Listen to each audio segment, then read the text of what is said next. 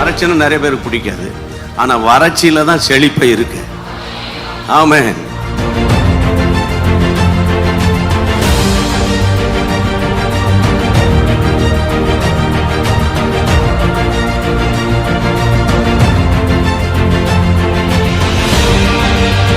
யார் யாரெல்லாம் குடும்பத்தின் ரட்சிப்புக்காக, ஆண்டவரே குடும்பத்தின் ஆசீர்வாதத்துக்காக ஜெபித்தார்களோ ஒவ்வொருவருடைய குடும்ப வாழ்க்கையை கட்டி எழுப்புவீராக.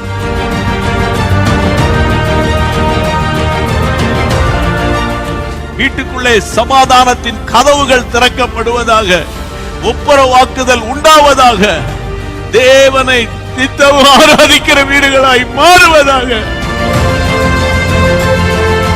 என்னிடத்தில் வருகிறவனை நான் புறம்பே தள்ள மாட்டேன்.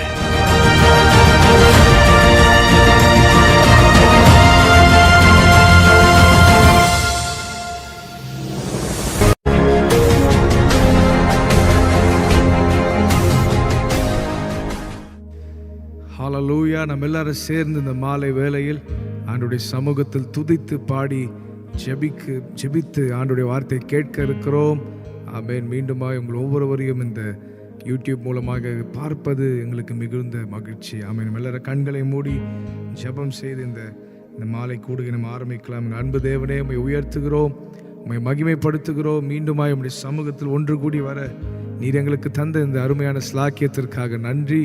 இன்று முழுவதும் இந்த இரவு வேளை, இந்த மாலை வேளை நீர் பொறுப்படுத்திக் கொள்ளுங்க ஆண்டவரே. நீரே எங்களை நடத்தி, ஆமென், நீரே எங்களை ஆளுகை செய்து உம்முடைய பிரசன்னத்தில் களி கூற, ஜெபிக்க, உம்முடைய வார்த்தையை கேட்க எங்களுக்கு உதவி செய்வீராக. ஆவியானவரே, எங்களை நீர் முற்றிலுமாய் நீர் மூடிக்கொள்ளும், ஆளுகைக்குள்ள கொண்டு வார். எங்களுடைய சிந்தனைகளை சுத்திகரியும் அப்பா. இந்த நாளில் உமக்கு பிரியமான ஆராதனை, உமக்கு பிரியமான ஜெபங்கள் நாங்கள் ஏறெடுக்க தேவன் எங்களுக்கு உதவி செய்வீராக.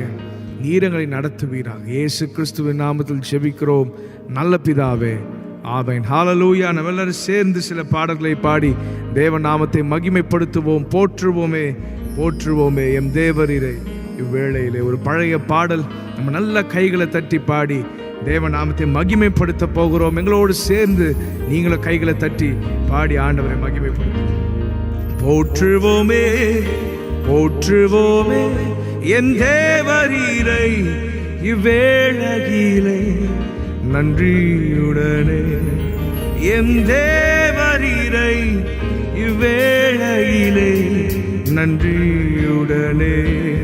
போற்றுவோமே போற்றுவோமே என் தேவரீரை இவ்வேளையிலே நன்றியுடனே.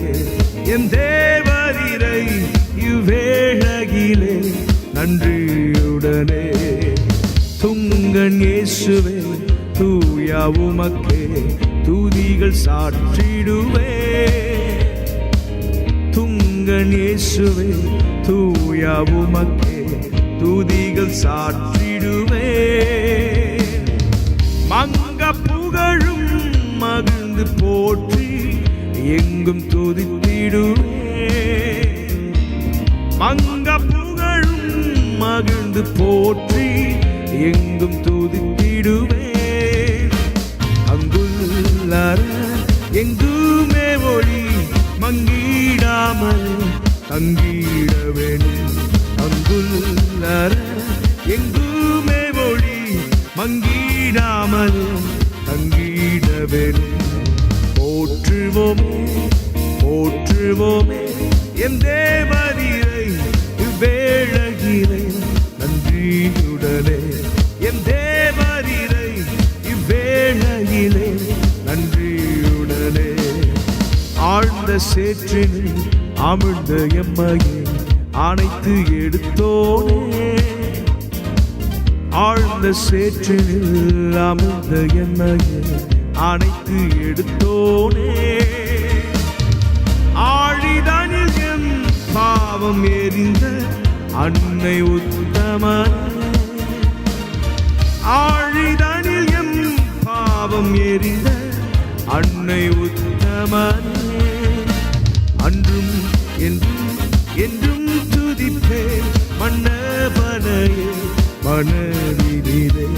அன்றும் இன்றும் என்றும் துதிப்பே மன்னவனையே மனதினிலே. போற்றுவோமே போற்றுவோமே என் தேவரீரை இவ்வேளையிலே நன்றியுடனே.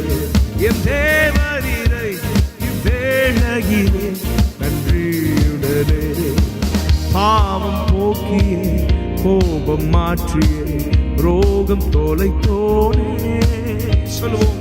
பாவம் போக்கியே கோபம் மாற்றியே ரோகம் தொலைத்தோனே.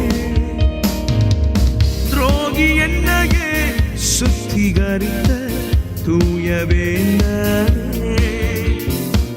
துரோகி என்னையே சுத்திகரித்த தூய வேந்தனே.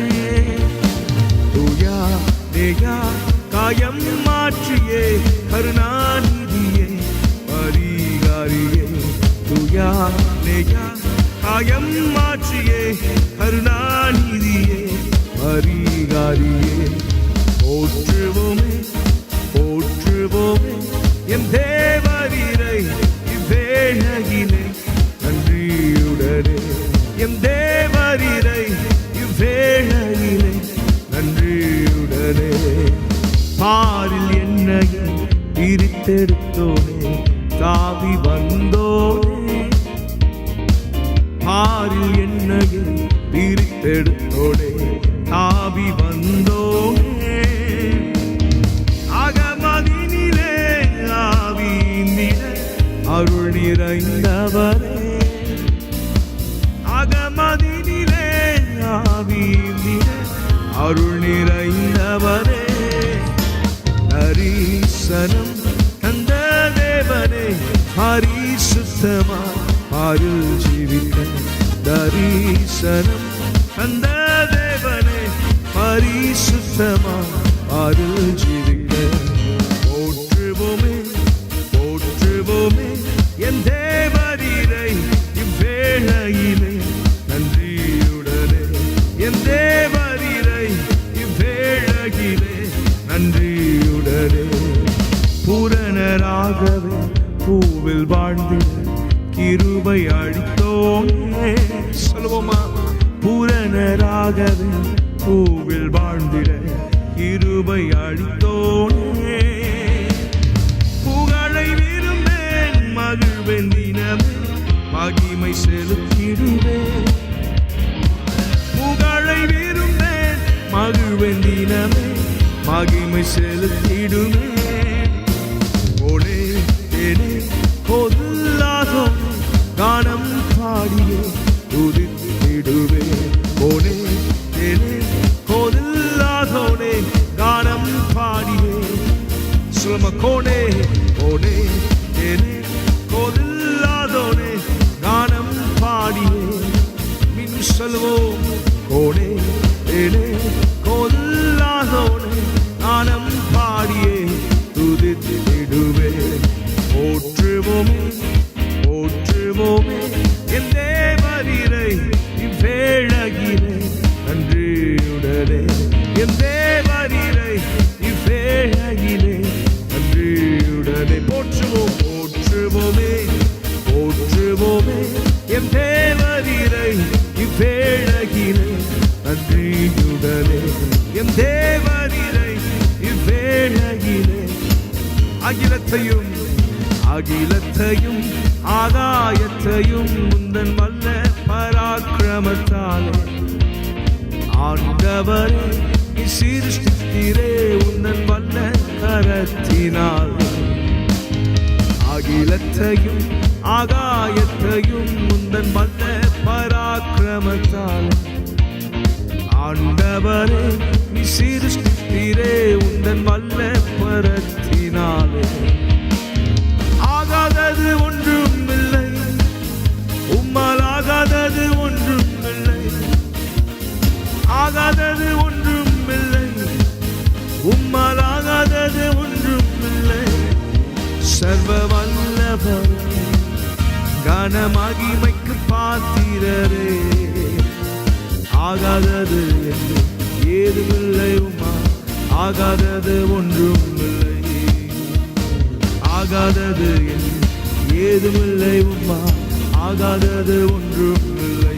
ஆகாதது ஆகாதது ஒன்றும் இல்லை. உம்மால் ஆகாதது ஒன்றும் இல்லை. ஆகாதது ஒன்றும் இல்லை. உம்மால் ஆகாதது ஒன்றும் இல்லை. சர்வ வல்லவரே, கன மகிமைக்கு பாத்திரரே, ஆகாதது என்று ஏதுமில்லை. உம்மா ஆகாதது ஒன்றும் இல்லை. ஆகாதது என்று ஏதுமில்லை. உம்மா ஆகாதது ஒன்றும் இல்லை. அகிலத்தையும் அகிலத்தையும் ஆகாயத்தையும் முந்தன் வல்ல பராக்கிரமத்தாலே ஆண்டவர் நீ சிருஷ்டித்தீரே, உந்தன் நல்ல கரத்தினாலே. பாடுவோமா? அகிலத்தையும் ஆகாயத்தையும் உந்தன் வல்ல பராக்கிரமத்தாலே ஆண்டவரே நீ சிருஷ்டித்தீரே, உந்தன் நல்ல கரத்தினாலே. ஆகாதது ஆகாதது ஒன்றும் இல்லை. உம்மால் ஆகாதது ஒன்றும் இல்லை. ஆகாதது ஒன்றும் இல்லை. உம்மால் ஆகாதது ஒன்றும் இல்லை. சர்வ வல்லவரே, காண மகிமைக்கு பாத்திரரே, ஆகாதது என்று ஏதுமில்லை. உம்மா ஆகாதது ஒன்றும் இல்லை. ஆகாதது என்று ஏதுமில்லை. உம்மா ஆகாதது ஒன்றும். சொல்லும் ஆண்டவரை பார்த்து, ஆகாதது என்று ஏதுமில்லை. உம்மா அவரால் ஆகாதது ஒன்றுமில்லை. பாடுவோம். ஆகாதது என்று ஏதுமில்லை. உம்மா ஆகாதது ஒன்றும் இல்லை. உம்மால் ஆகாதது ஒன்றும் இல்லை. ஆகாதது ஒன்றும் இல்லை. உம்மால் ஆகாதது ஒன்றும் இல்லை. சர்வ வல்லவரே, கன மகிமைக்கு பாத்திரரே, ஆகாதது என்று ஏதுமில்லை. உம்மா ஆகாதது ஒன்றும் இல்லை.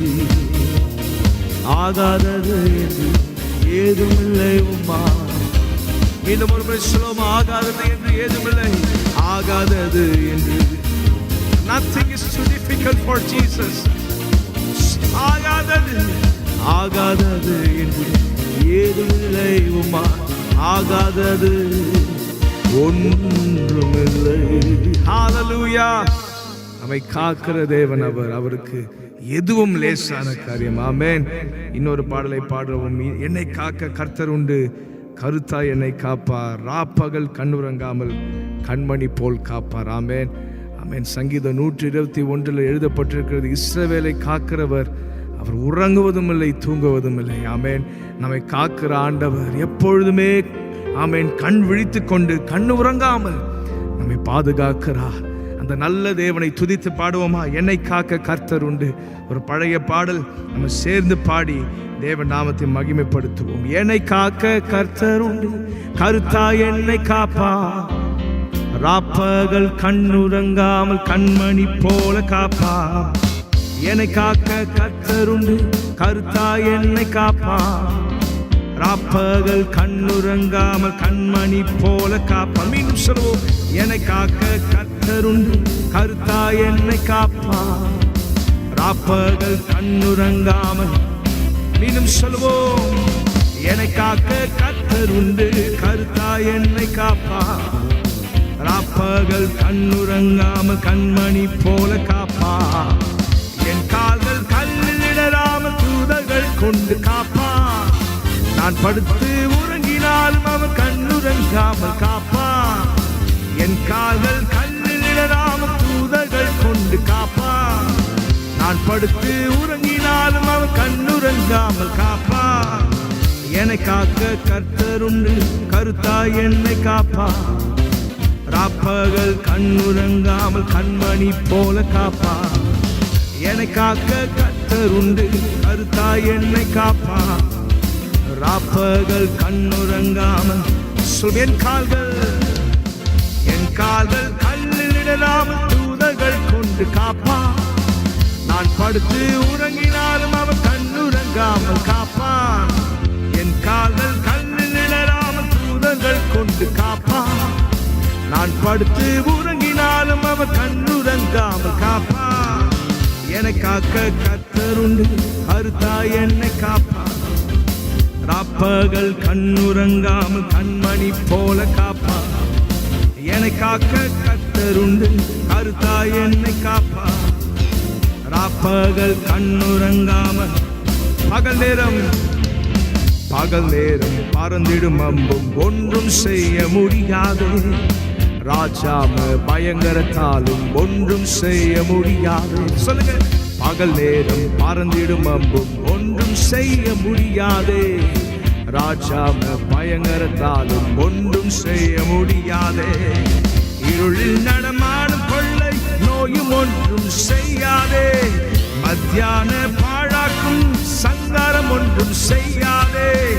இருளில் நடமாடும் கொள்ளை நோயும் ஒன்றும் செய்யாதே. மத்தியான பாழாக்கும் சங்காரம் ஒன்றும் செய்யாதே. என்னை காக்க கர்த்தரும், கருத்தாய் என்னை காப்பான். ராப்பகல் கண்ணுறங்காமல் கண்மணி போல காப்பான். என்னை காக்க கர்த்தருண்டு, கருத்தாய் என்னை காப்பான். சொல்லுங்க, ராப்பகல் கண்ணுறங்காமல்.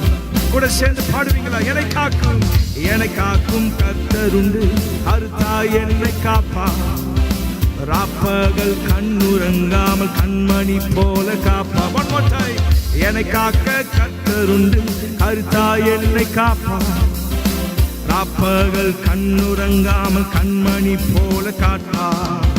பகல் நேரம் பறந்திடும் அம்பும் ஒன்றும் செய்ய முடியாது. ராஜாம பயங்கரத்தாலும் ஒன்றும் செய்ய முடியாது. சொல்லுங்க, பகல் நேரம் பறந்திடும் அம்பும் ஒன்றும் செய்ய முடியாது. ராஜாம பயங்கரத்தாலும் ஒன்றும் செய்ய முடியாது. இருளில் நடமாடும் கொள்ளை நோயும் ஒன்றும் செய்யாதே. மத்தியான பாழாக்கும் சங்காரம் ஒன்றும் செய்யாதே. இருளில் நடமாடும் கொள்ளை நோயும் ஒன்றும் செய்யாதே. மத்தியான பாழாக்கும் சங்காரம் ஒன்றும் செய்யாதே. என்னை காக்க கர்த்தருண்டு, கருத்தாய் என்னை காப்பான்.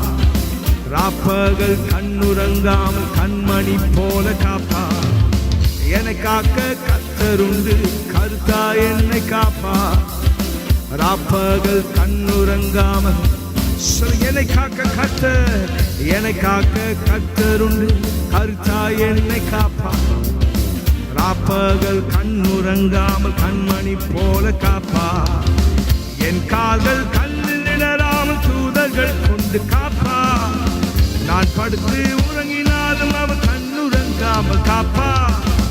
என் கால்கள் கண்ணில் இடராமல் தூதர்கள் கொண்டு காப்பான். நான் படுத்து உறங்கினாலும் அவர் கண்ணுறங்காமல் காப்பான். என்னை காக்கும் கர்த்தருண்டு, கருத்தாய் என்னை காப்பான். ராப்பகல் கண்ணுறங்காமல் கண்மணி போல காப்பான். என்னை காக்க கர்த்தருண்டு. சொல்லிக்கொண்டே இருப்போம், எப்பொழுதும் கண்ணுறங்காமல் நம்மை பாதுகாக்கிறாரே. என்னை காக்க கர்த்தருண்டு, கருத்தாய் என்னை காப்பான். ராப்பகல் கண்ணுறங்காமல் கண்மணி போல காப்பான். என்னை காக்க கர்த்தருண்டு, கருத்தாய் என்னை காப்பான். ராப்பகல் சிங்கத்தின் கெபியில் கூட பயந்திடவே நான் பயந்திட மாட்டேன். தீவிரமாய் தீவிரத்தென்னை காத்திட வந்திடும் தேவன் உண்டே. சிங்கத்தின் கெபியில் கூட பயந்திடவே நான் பயந்திட மாட்டேன். தீவிரமாய் தீவிரத்தென்னை காத்திட வந்திடும் தேவன் உண்டே. அக்கினியின் சூளையில் நடுவில் எரிந்திடவே நான் எரிந்திட மாட்டேன். கரத்திற்குள் மறைத்துக் கொண்டு கருத்தாய் காக்கும் தேவன் உண்டே. அக்கினி சூளையில் நடுவில் எரிந்திடவே நான் எரிந்திட மாட்டேன். கரத்திற்குள் மறைத்துக் கொண்டு கருத்தாய் காக்கும் தேவன் உண்டே. என்னை காக்க கர்த்தர் உண்டு, கருத்தாய் என்னை காப்பான். ராப்பகல் கண்ணுறங்காமல் கண்மணி போல காப்பான். என்னை காக்க கர்த்தருண்டு, கருத்தா என்னை காப்பார். சொல்லுங்க, ராப்பகல் கண்ணுறங்காமல் கண்மணி போல காப்பார். என் கால்கள் கல்லில் இடராமல் தூதர்கள் கொண்டு காப்பார். நான் படுத்து உறங்கினாலும் அவர் கண்ணுறங்காமல் காப்பார். என் கால்கள் கல்லில் இடராமல் தூதர்கள் கொண்டு காப்பார். நான் படுத்து உறங்கினாலும் அவர் கண்ணுறங்காமல் காப்பார். என்னை காக்க கர்த்தருண்டு, கருத்தா என்னை காப்பார். ராப்பகல் கண்ணுறங்காமல் கண்மணி போல காப்பார். என்னை காக்க கர்த்தருண்டு, கருத்தா என்னை காப்பார். ராப்பகல் கண்ணுறங்காமல். மீண்டும் சொல்லுங்க, என்னை காக்க கர்த்தருண்டு, கருத்தா என்னை காப்பார். ராப்பகல் கண்ணுறங்காமல். அவருடைய கிருபை எண்ணி பார்த்து சொல்லுங்க. அவர் நம்மை பாதுகாத்த விதங்களை எண்ணி பார்த்து பாடுங்க. ஆமே. ராப்பகல் கண்ணுறங்காமல். கிருபை, கிருபையே, கிருபையே சொல்லிட வார்த்தை இல்லையே. கிருபையே, கிருபையே சொல்லிட வார்த்தை இல்லையே. கிருபையே, கிருபையே, கிருபையே சொல்லிட வார்த்தை இல்லையே.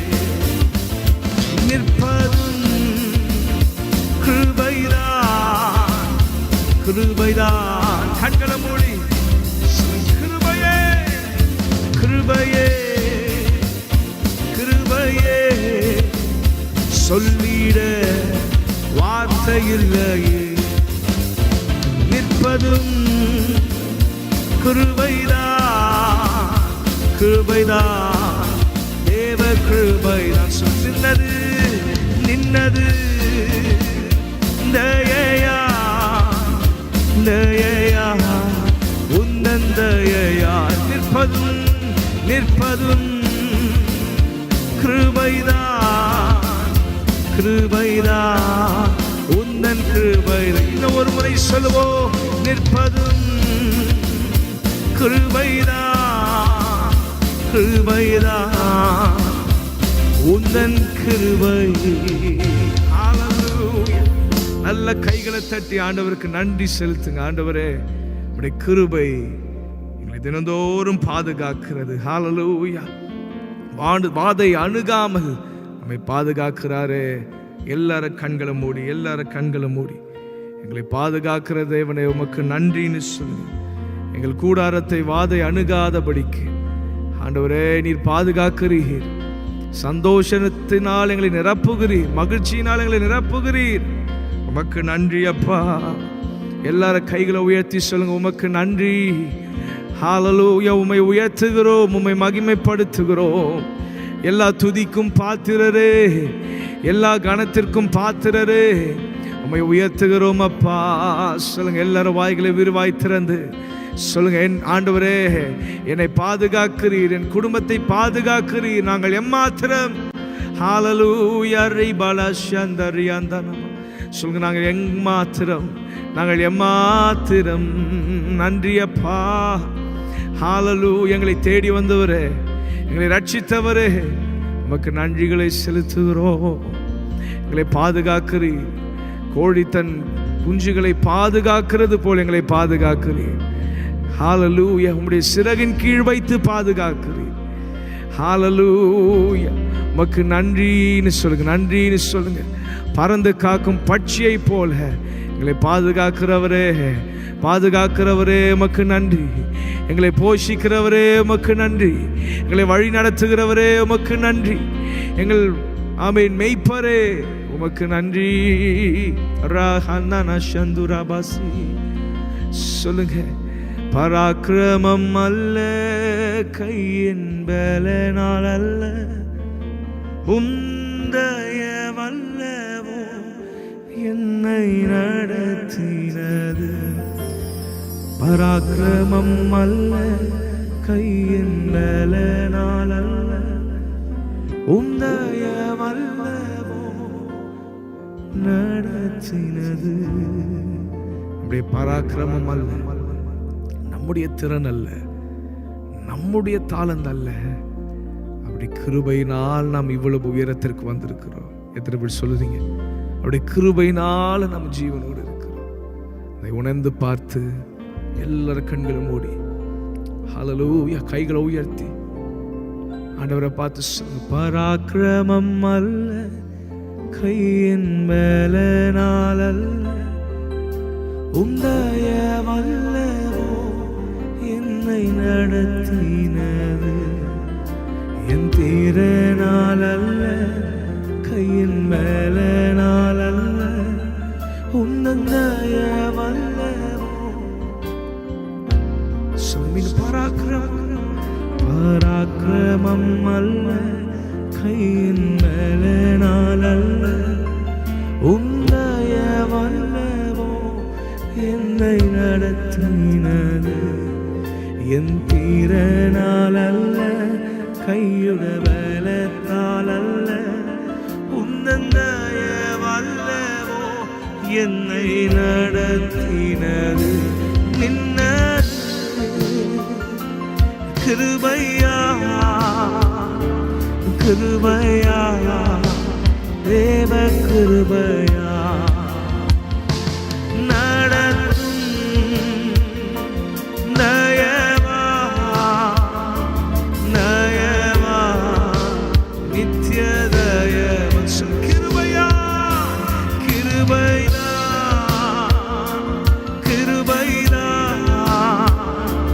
சொல்லிட வார்த்தையில்லை.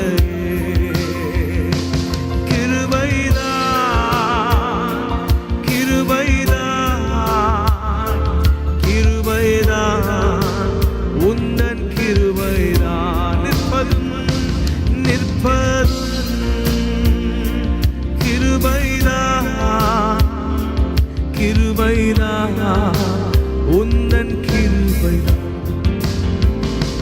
நடத்தும் தயவா அப்பா தயவா.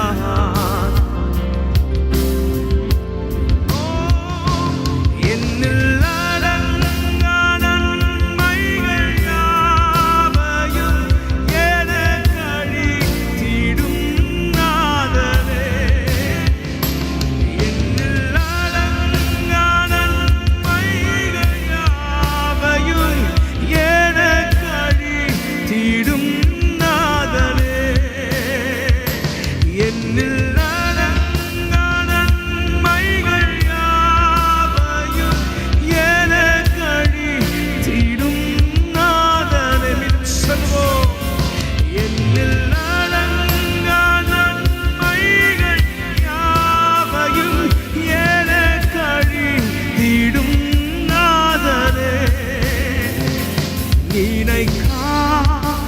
நன்மைகள் தருபவரே உமக்கே என்றென்றும் துதியே. நினைக்காத நன்மைகள் அளிப்பவரே உமக்கென்றும் துதியே. நன்றியோடு நான் துதி பாடுவேன் என்னன் ராஜனே. எனக்கா நீர் செய்திட்ட நன்மைக்காய் என்றும் நன்றி கூறுவேன். நன்றியோடு நான் துதி பாடுவேன் என்னன் ராஜனே. எனக்காய் நீ செய்திட்ட நன்மைக்காய் என்றும் நன்றி கூறுவேன். என்னில்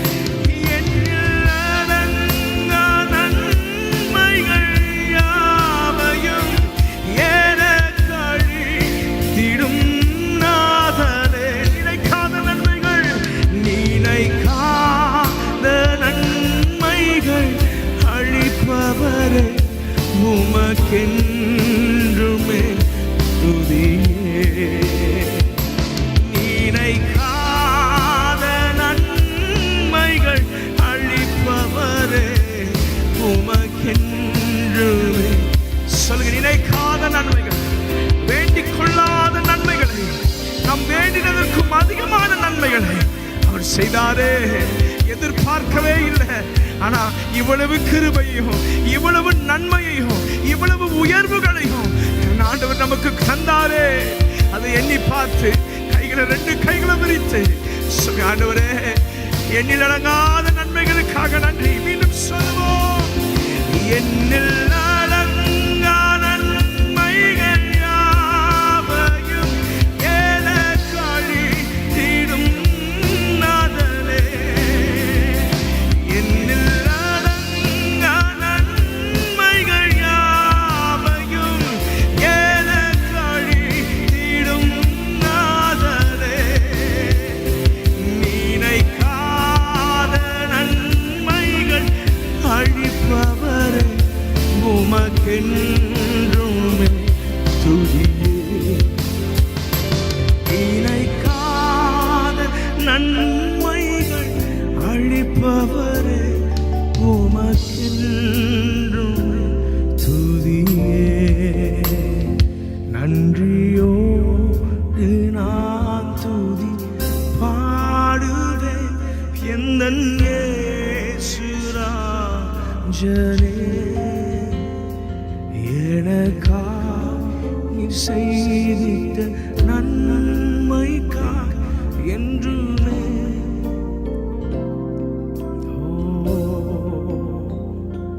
நன்றியோடு நான் துதி பாடுவேன் எந்தன் இயேசுராஜனே. எனக்கா நீ செய்திட்ட நன்மைக்காய் என்றும் நன்றி. ஓ, துன்பமான வேளை இன்பமான நேரத்தில், கஷ்டமான பாதையில் கழிப்பான நேரத்தில் என் தேவன் என்னோடு இருக்கின்றாரே. அவரே நான் நம்பிடும் என் கண்மலையானவர். ஓ, துன்பமான வேளையில் இன்பமான வேளையில், கஷ்டமான பாதையில் கழிப்பான நேரத்தில் என் இயேசு என்னோடு இருக்கின்றாரே. அவரே என் கண்மலை, என் கோட்டையும் எந்தன் இயேசுவே. எந்தன் இயேசுவே,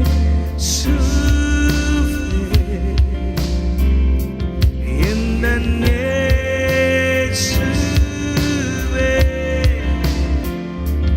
நான் நம்பும் கண்மலை என்றுமே, அவரை நான் என்றும் சார்ந்திடுவே. அவரை நான் என்றும் சார்ந்திடுவே. எந்த இயேசுவே, எந்த இயேசுவே, எந்த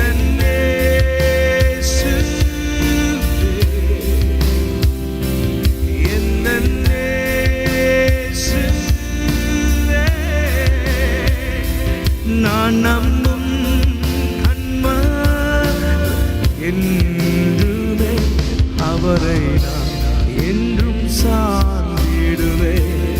உம்மையே உம்மையே நான் என்றும் இயேசுவை பார்த்து சொல்லுங்க, ஆண்டவரே உம்மையே நான் என்றும் சார்ந்திடுவே. உம்மையே உம்மையே நான் என்றும் சார்ந்திடுவே. கலங்கிற வேளையில் கண்ணீரின் மத்தியில், வியாதியின் பாதையில், புலம்பலின் நேரத்தில் அழாதே என் மகனே, உன்னை விடுவிப்பாரே. நீ நம்பும் தேவன் உன்னை கைவிடாரே. எந்த இயேசுவே,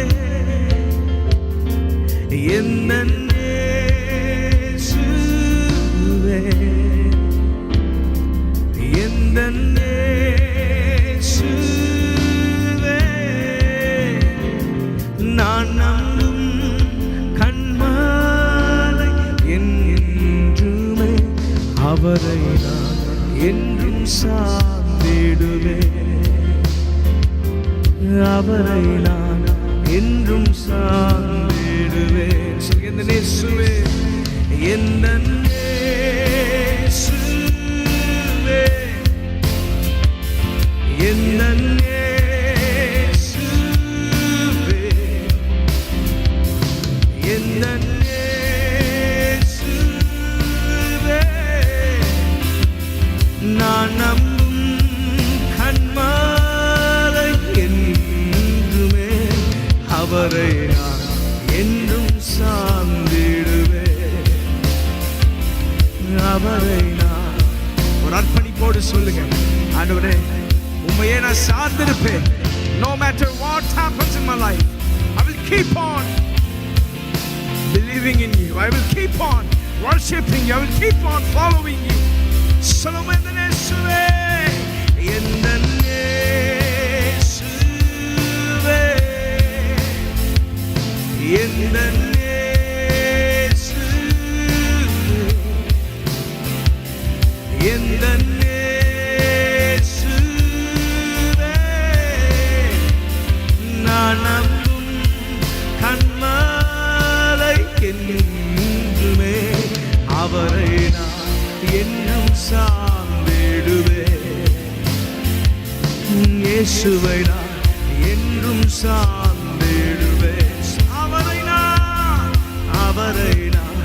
என்றும் சார்ந்திடுவேன் அவரை நான் என்றும் எந்தன் இயேசுவே எந்தன் இயேசுவே எந்தன் இயேசுவே எந்தன் இயேசுவே நான் நம்பும் கண்மாலை என்றுமே அவரை என்றும் சார்ந்திடுவேன்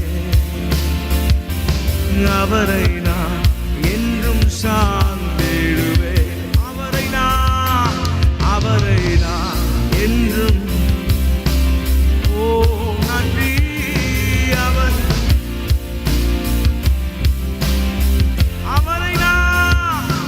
அவரை நான் என்றும் சார்ந்திடுவேன் இன்பமான வேளையில் துன்பமான எல்லா சூழ்நிலையிலும் நாளுமை சார்ந்திருப்போம் அப்பா ஓ அவரை நான் என்றும் சார்ந்திடுவேன் அவரை நான் என்றும் சார்ந்திடுவேன் அவரை நான் என்றும் சார்ந்திடுவேன்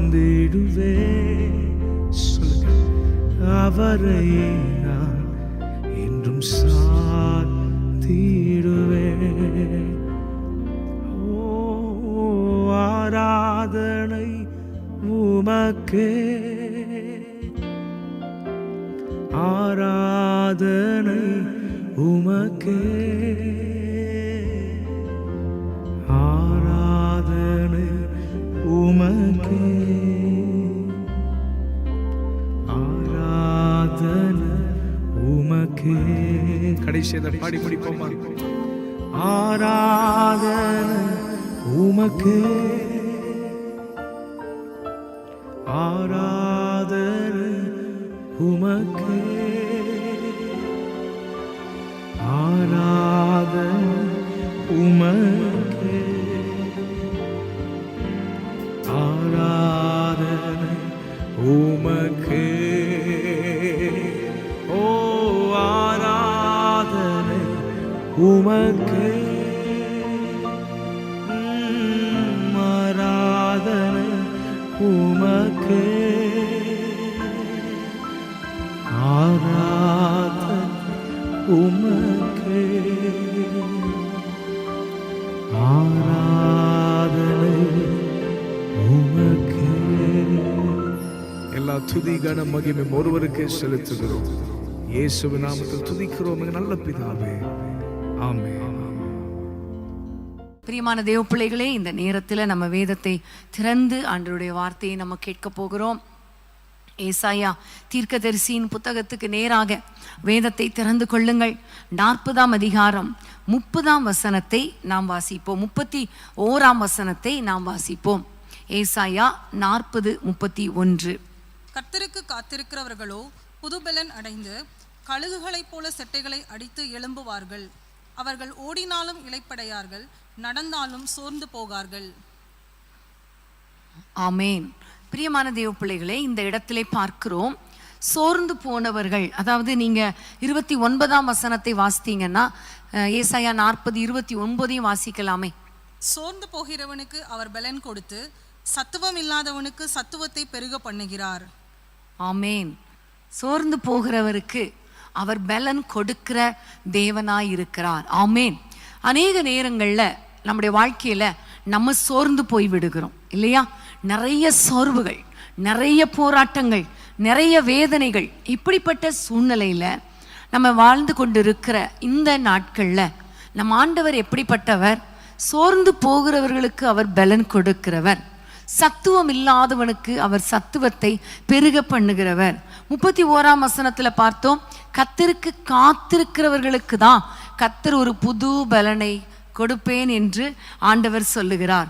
கர்த்தருக்கு காத்திருக்கிற ஒவ்வொருவருக்கும் ஆண்டவர் புது பலனை கொடுக்க அவர் வல்லமை உடையவராய் இருக்கிறார் என்பதை நம்ம அறிந்து கொள்ளணும். அப்போ அந்த காத்திருக்கும் பொழுது அந்த புது பலன் எப்படிப்பட்டதுன்னா, எவ்வளவு ஓடினாலும் நம்ம இளைப்படைய மாட்டோம், எவ்வளவு கஷ்டப்பட்டாலும் நம்ம சோர்ந்து போக மாட்டோம், எவ்வளவு போராட்டங்கள் வந்தாலும் அந்த புது பலன் நம்மை தாங்கும் என்று இந்த வேத வசனத்திலே நம்ம பார்க்கிறோம். பிரியமானவர்களே, இந்த பலன் எப்படிப்பட்டது என்று நம்ம பார்க்கும் பொழுது வேதத்தை திருப்பிக் கொள்ளுங்கள். 2 கொரிந்தியருக்கு நேராக 4ஆம் அதிகாரத்தில் 2 கொரிந்தியர் 4ஆம் அதிகாரம் 8-9 வசனங்களை நம்ம வாசிக்கலாம். 2 கொரிந்தியர் 4:8-9. நாங்கள் எப்பக்கத்திலும் நெருக்கப்பட்டும் ஒடுங்கி போகிறதில்லை, கலக்கமடைந்தும் மனமுறிவடைகிறதில்லை, துன்பப்படுத்தப்பட்டும் கைவிடப்படுகிறதில்லை, கீழே தள்ளப்பட்டும் மடிந்து போகிறதில்லை. ஆமேன். 8ஆம் வசனம் சொல்லுகிறது, எல்லா பக்கத்திலும் நெருக்கப்பட்டும், எப்பக்கத்தில் நெருக்கப்பட்டும் நாங்கள் ஒடுங்கி போவதில்லை. அதாவது ஒடுங்கி போகிற சூழ்நிலை வரும், நெருக்கம் வரும், ஆனாலும் ஒடுங்கி போவதில்லை. மனம் முறிவடைகிற அந்த சூழ்நிலை வரும், ஆனால் நாங்கள் மனம் முறிந்து போவதில்லை. இன்னும் 9ஆம் வசனத்தை நம்ம பார்க்கும் பொழுது, கீழே தள்ளப்பட்டாலும் துன்பப்படுத்தப்பட்டாலும் நாங்கள் கைவிடப்படுவதில்லை, கீழே விழுந்தாலும் நாங்கள் மடிந்து போவதில்லை. ஆமேன். ஏனென்றால் ஆண்டவர் அந்த பவுல் சொல்லுகிறார், எங்களுக்குள்ள கர்த்தருடைய பொக்கிஷமாகிய அந்த பலன், அபிஷேகமாகிய பலன் இருக்கிறபடியினால நாங்கள் சோர்ந்து போவதில்லை. ஆமேன். ஹல்லேலூயா. பிரியமான தேவ பிள்ளைகளே, உள்ளான மனுஷன்ல அடிக்கடி பலவீனங்கள் வந்தாலும் அதே உள்ளான மனுஷன்ல கர்த்தருடைய பலன் இறங்கி வருமானால், கர்த்தர் கொடுக்கிற புது பலன் இறங்கி வருமானால், கர்த்தர் கொடுக்கிற அந்த அபிஷேகமாகிய பொக்கிஷமாகிய அந்த பலன் இறங்கி வரும் பொழுது எல்லா பக்கம் நெருக்கம் வந்தாலும் நாம் ஒடுங்கி போக மாட்டோம். இன்றைக்கு ஆண்டவர் நம்மோடு கூட பேசுகிற காரியம் என்ன தெரியுமா? நம்முடைய வாழ்க்கையில உள்ளான மனிதன்ல காயங்கள் வருகிறது இல்லையா? வருதா வரலையா? வருகிறது. நெருக்கம் வருகிறது, துன்பப்படுத்தப்படுகிறோம், கீழே தள்ளப்படுகிறோம். அப்புறம் சொல்லும் பொழுது நிறைய காரியங்கள், மன அழுத்தங்கள், மனம் மடிவாகிற சூழ்நிலைகள் எல்லாமே வரும். ஆனால் அவற்றை எப்படி மேற்கொள்வது, அதாவது எப்படி how to overcome our inner wounds, நம்முடைய உள்ளான காயங்களில் இருந்து நம்ம எப்படி வெளியே வருவது, அல்லது உள்ளான காயங்களை நாம் எப்படி மேற்கொள்வது என்பதை குறித்து தேவனுடைய வார்த்தைகளை நம்ம கேட்க போகிறோம். பிரியமானவர்களே, உள்ளான மனுஷனுக்குள்ள அடிக்கடி சோர்வுகள் வரும். இந்த வசனங்கள்ல இருந்து பார்க்கும் பொழுதெல்லாம் நெருக்கப்படுவோம், துன்பப்படுவோம், மனம் மடிவாக்கப்படுவோம், கீழே விழத்தள்ளப்படுவோம், சோர்வுகள், சத்துவம் இல்லாமல் பலனே இல்லாதது போன்ற ஒரு நிலைமை, அதாவது உள்ளத்துக்குள்ளே வரும். வேதம் சொல்லுகிறது, ஆபத்து காலத்தில் நாம் சோர்ந்து போகும் பொழுது நம்முடைய பலன் குறுகிவிடும் என்று சொல்லப்பட்டிருக்கிறது போல, தேவையில்லாத பிரச்சனைகள் வரும் பொழுது, போராட்டங்கள் வரும் பொழுது, குடும்ப பாரங்கள் வரும் பொழுது, மனுஷனால சத்ருவால வருகிற போராட்டங்கள் வரும் பொழுது, நம்முடைய உள்ளான மனுஷன்ல இருக்கிற பலன் குறைந்து ஒரு சோர்வு வந்து விடும், மனம் முறிவடைந்து விடும், மனம் மடிவடைந்து விடும், நெருக்கம் வந்து நம்மை நெருக்கி போட்டு விடும். ஆனால் அந்த நேரத்தில் வேதம் சொல்லுகிறது, கர்த்தரை நோக்கி பார்க்கும் பொழுது, கர்த்தருக்கு காத்திருக்கும் பொழுது நமக்கு ஒரு புது பலனை கொடுப்பார். கர்த்தருடைய அபிஷேக தைலமாகிய அந்த பலன் நமக்குள்ள இருக்கும் பொழுது நம்ம மனம் மடிவதில்லை, மனம் முறிந்து போவதில்லை, தள்ளப்படுவதில்லை, சோர்ந்து போவதில்லை என்று வேதத்திலே நம்ம பார்க்கிறோம். பிரியமானவர்களே, இன்றைக்கு நான் உங்களோடு கூட பேசுகிற காரியம், தாவீதுடைய வாழ்க்கையில எப்படிப்பட்ட மன முறிவு, மன மடிவு, உள்ளான மனுஷன்ல எவ்வளோ காயங்களை அவன் பட்டாலும் அந்த காயங்கள் அவனை மேற்கொள்ளவில்லை, அவன் அந்த காயங்களை மேற்கொண்டான். அந்த மன அழுத்தத்திலிருந்து அவன் எப்படி வெளியே வந்தான், எதனால அவன் வெளியே வந்தான் என்று உங்களோடு கூட கொஞ்சம் டீட்டெயிலாக பேச விரும்புகிறேன்.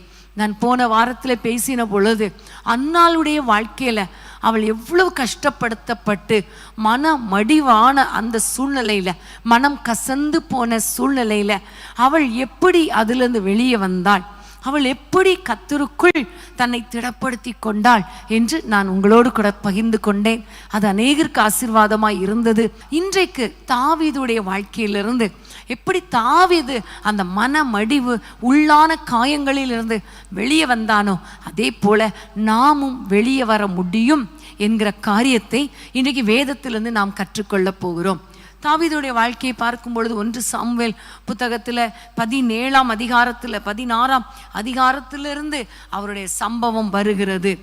வேதத்தை நம்ம திறந்து கொள்ளுங்கள். 1 சாமுவேல் புத்தகத்துக்கு நேராக நீங்கள் வேதத்தை திறந்து வைத்து கொள்ளுங்கள். பைபிளை திறந்து பாருங்க, அல்லது நாங்கள் வாசிக்கும் போது கேளுங்க. ஒருவேளை வெளியே ட்ராவலில் இருந்து அந்த ஸ்க்ரீனில் போடுகிற வசனத்தை பாருங்கள். வீட்டில் இருந்தீங்கன்னா, ரிலாக்ஸ்டாக இருந்தீங்கன்னா பைபிளை திறந்து பாருங்கள். ஏன்னா அந்த வசனங்கள் இன்றைக்கி இதை பார்க்கும்போது இன்னொரு நாள் நீங்கள் அந்த பைபிளை படிக்கும் பொழுது திரும்ப இதே வசனம் உங்களுக்கு ஞாபகத்துக்கு வரும். ஆமேன். 1 சாமுவேல் 16ஆம் அதிகாரம் 11ஆம் வசனத்தை வாசிக்க கேட்கலாமா? உன் பிள்ளைகள் இவ்வளவுதானா என்று ஈசாயை கேட்டான். அதற்கு அவன், இன்னும் எல்லாருக்கும் இளையவன் ஒருவன் இருக்கிறான், அவன் ஆடுகளை மேய்த்து கொண்டிருக்கிறான் என்றான். அப்பொழுது சாமுவேல் ஈசாயை நோக்கி ஆள் அனுப்பி அவனை அழைப்பி, அவன் இங்கே வருமட்டும் நான் பந்தி இருக்க மாட்டேன் என்றான். இந்த இடத்திலே நம்ம பார்க்கிறோம், இந்த ஈசாயி இடத்துல சாமுவேல் வந்து, உன் பிள்ளைகளை எல்லாம் கொண்டு வா, நான் அவர்களை பார்க்க வேண்டும், கர்த்தருக்கு அவர்களை அபிஷேகம் பண்ண வேண்டும் என்று சொன்ன பொழுது ஈசாய் தன்னுடைய பிள்ளைகளை எல்லாம் அழைத்து கொண்டு வருகிறான். பிள்ளைகளெல்லாம் அழைத்து கொண்டு வரும் பொழுது வேதத்திலே பார்க்கிறோம், 6ஆம் வசனத்தில் பார்த்தீங்கன்னா எலியா முதல் மகனை கொண்டு வந்து நிறுத்துகிறார். அப்போ சாமுவேல் ரிஜெக்ட் பண்ணிடுறார், ஆண்டவர் ரிஜெக்ட் பண்ணிடுறார். 2வது 8ஆம் வசனத்தை பார்த்தா அபினதாபை கொண்டு வருகிறார், அதையும் ஆண்டவர் தெரிந்து கொள்ளலன்னு ரிஜெக்ட் பண்ணிடுறார். 9ஆம் வசனத்தில் ஷம்மாவை கொண்டு வந்து நிறுத்துகிறார், அவரையும் ஆண்டவர் சொல்லிடுறாரு, இதையும் தெரிந்து கொள்ளலை அப்படின்னு சொல்லிடுறாரு. கிட்டத்தட்ட 7 பேரை 10ஆம் வசனத்தில் பார்த்தா தன் குமாரர்களை 7 பேரையும் ஒருவர் பின் ஒருவராக கொண்டு வந்து நிறுத்தும் பொழுது ஒருவனையும் கர்த்தர் தெரிந்து கொள்ளவில்லை என்று சொல்லுகிறார். பிரியமானவர்களை, இப்படி சொன்ன உடனே, இவனையும் தெரிந்து கொள்ளலை அப்படின்னு சொன்ன உடனே அடுத்தது ஆட்டோமேட்டிக்காக தகப்பனுக்கு என்ன எண்ணம் வந்திருக்கணும், சரி இன்னொரு பையன் இருக்கிறானே தாவீது, அவனை அழைச்சிட்டு வரலாம் அப்படிங்கிற எண்ணம் தகப்பனுக்கு வந்ததா என்றால் வரலை. ஏன்னா 11ஆம் வசனத்தில் கேட்குறாரு சாமுவேல் தீர்க்கதரிசி, உன் பிள்ளைகள் இவ்வளவுதானா அப்படின்னு கேட்ட பிறகுதான் இவருக்கே ஞாபகம் வருது, இல்லை எல்லாரிலும் இளையவன் 8வது மகன் அங்கே வனாந்திரத்தில் இருக்கிறான், ஆடு மேய்ச்சிட்டு இருக்கிறான் என்று சொன்ன பொழுது அவனை கூட்டிட்டு வா என்று இவர் சொன்ன பிறகுதான் ஆள் அனுப்பி அவனை கூட்டிட்டு வருகிறதை நாம் பார்க்கிறோம். பிரியமானவர்களே, இந்த சம்பவத்தை பார்க்கும் பொழுது இந்த மகன் தாவீது எல்லாரிலும் இளைய மகன். பொதுவாக உங்கள் வீட்டில் கொஞ்சம் செக் பண்ணி பார்த்தீங்கன்னா கடைசி பிள்ளைக்கு எவ்வளோ செல்லம் இருக்கும் இல்லையா? செல்லமாக இருக்குமா இருக்காதா? இருக்கும். எங்கள் வீட்டில் 12 பேரில் என்னுடைய தம்பி கடைசி பையன். அவன் பயங்கர சேட்டை பண்ணுவான். எங்கே போனாலும் யாரையாவது ஒருத்தரை அடிச்சுட்டு தான் வருவான். ஆனால் வீட்டுக்கு வந்தால் எல்லாரும் வந்து கம்ப்ளைண்ட் பண்ணாலும் எங்கள் அம்மா அவனை அடிக்கவே மாட்டாங்க. ஏன்னா அவங்களுக்கு அவன் செல்ல பிள்ளை. எல்லாரும் நாங்கள்லாம் சொல்லுவோம் அவனை பற்றி கம்ப்ளைண்ட் பண்ணாலும் அவனுக்கு அடி விழாது. ஏன்னா எங்கள் அம்மாவுக்கு அந்த 12 பேர்லேயும் இளைய மகன் அவங்களுக்கு ரொம்ப செல்லம். இப்படி தான் எல்லார் வீட்லேயும் இருக்கும் இல்லையா? ஆனால் இந்த வீட்டில் பார்த்தீங்கன்னா இளைய மகனை கொண்டு போய் அப்படியே ஆடு மேய்க்கிறதுக்கு விட்டுட்டாங்க. ஆடு மேய்க்கிறதுக்கு யாரை வைப்பாங்கன்னா எல்லாராலையும் ரிஜெக்ட் பண்ணப்பட்டவனை தான் ஆடு மேய்க்க வைப்பாங்க இல்லையா? அப்போ நல்ல முந்தின மனிதர்களெல்லாம் பார்த்தீங்கன்னா இவங்கெல்லாம் போர்ச்சேவர்களாக இருக்கிறாங்க. நல்ல படிக்க வச்சு நல்ல ட்ரைனிங் கொடுத்து அவங்கள ஆர்மியில் சேர்த்து விட்டுட்டாங்க.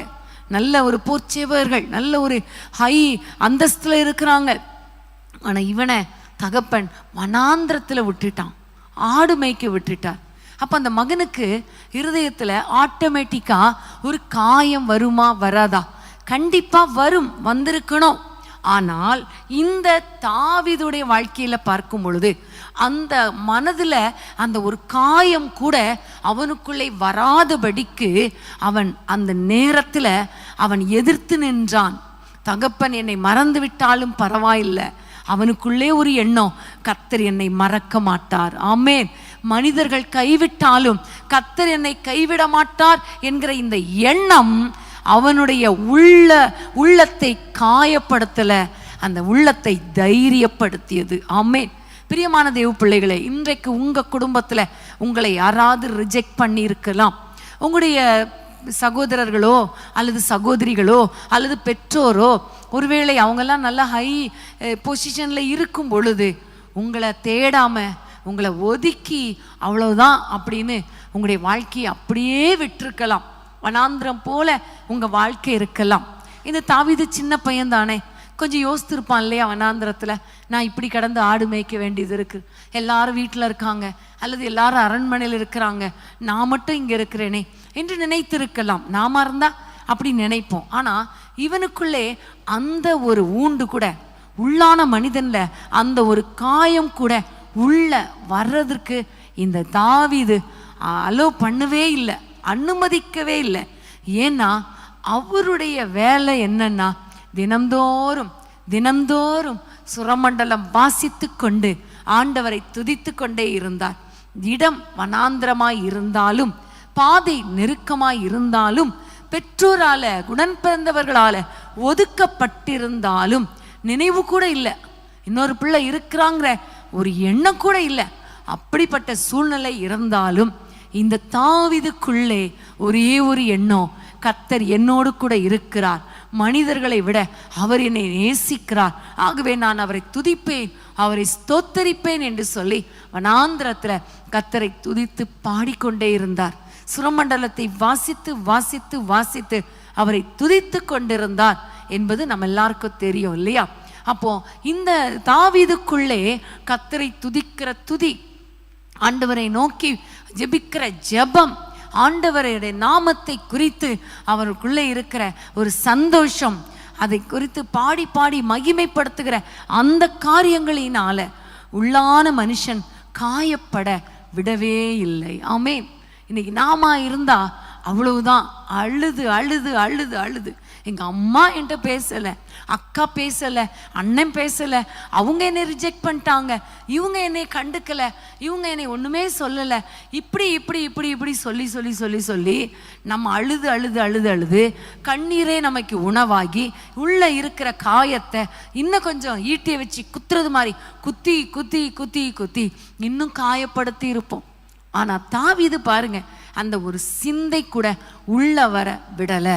பிரியமானவர்களே, இன்றைக்கு நீங்க உண்மையிலே தேவ பிள்ளைகளாய் இருந்தால் கர்த்தர் உங்களோடு கூட இருந்தால், அவரை துதிக்கிற பிள்ளைங்களாய் இருந்தா, உள்ளான மனுஷன்ல ஒரு காயம் வர நீங்கள் விடக்கூடாது. ஆமென்.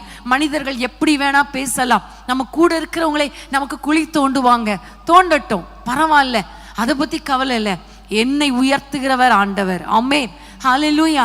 தகப்பன் பாருங்க, எல்லா பிள்ளைகளையும் கொண்டு வந்து, இவன் அபிஷேகம் பண்ணிட மாட்டாரா, இவன் ராஜாவாயிர மாட்டானா, இவன் என்னுடைய குடும்பத்துக்கு அதிபதி ஆயிர மாட்டானா என்று ஒவ்வொருத்தனையா கொண்டு வந்தார்.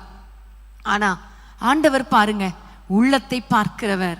உள்ளத்தை பார்த்து தாவீதை கர்த்தர் அபிஷேகம் பண்ணி, எப்படி பாருங்க, சகோதரர் நடுவுல.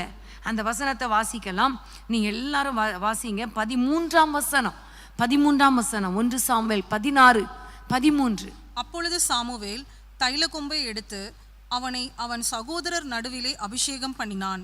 அந்நாள் முதற்கொண்டு கர்த்தருடைய ஆவியானவர் தாவீதின் மேல் வந்து இறங்கி இருந்தார்.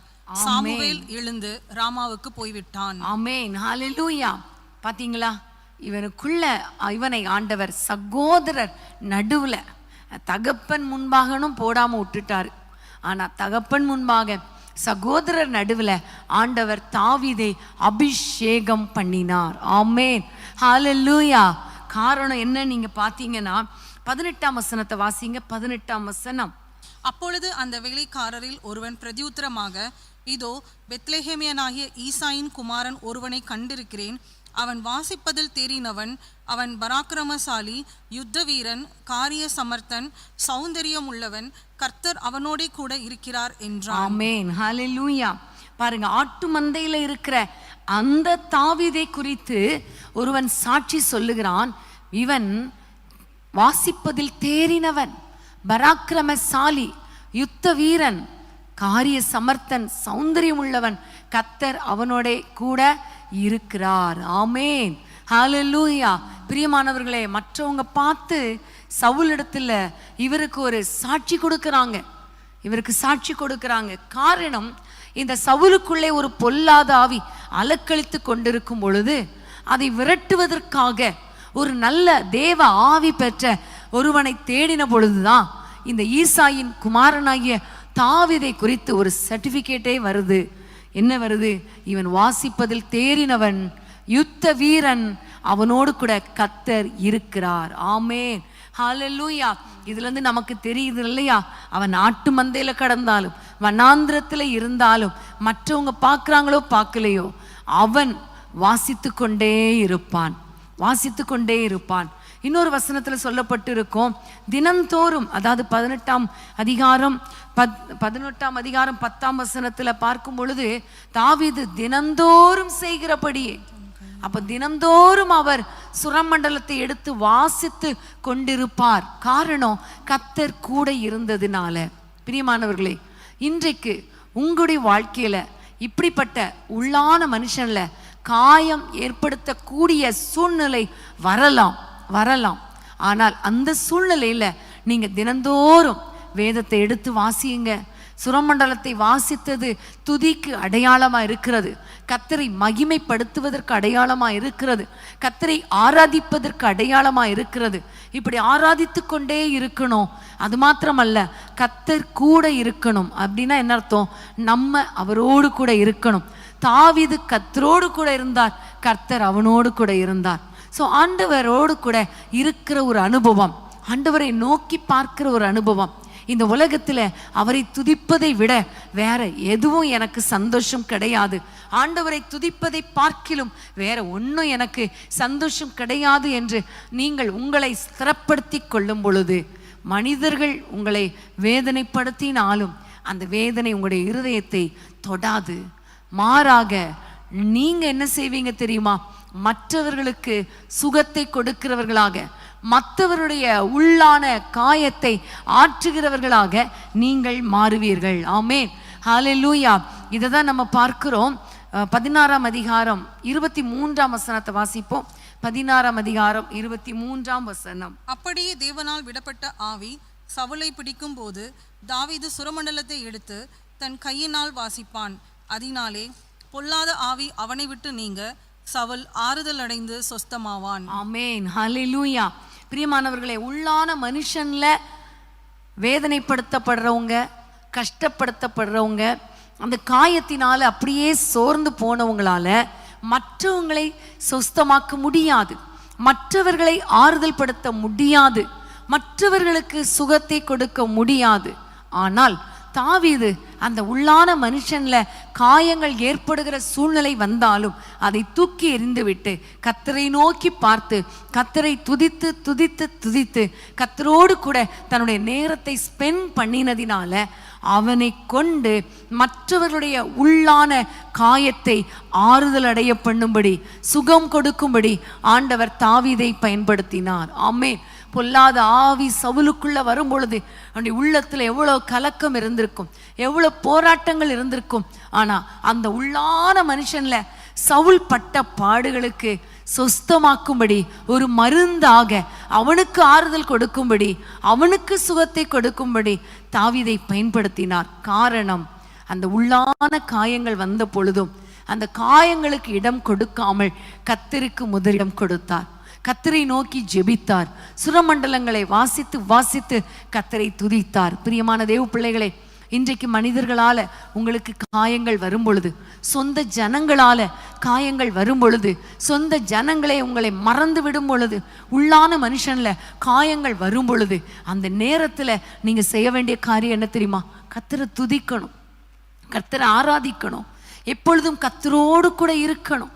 ஆண்டவரே, மனிதர்கள் என்னை கைவிட்டாலும் எனக்கு ஒன்று தெரியும்ப்பா, நீங்க என்னை கைவிட மாட்டீங்க, நீங்க என் கூட இருங்க, அது எனக்கு போதும் என்று சொல்லி கர்த்தரை பிடித்து கொள்ளணும், கர்த்தருக்குள் தைரியமா இருக்கணும்.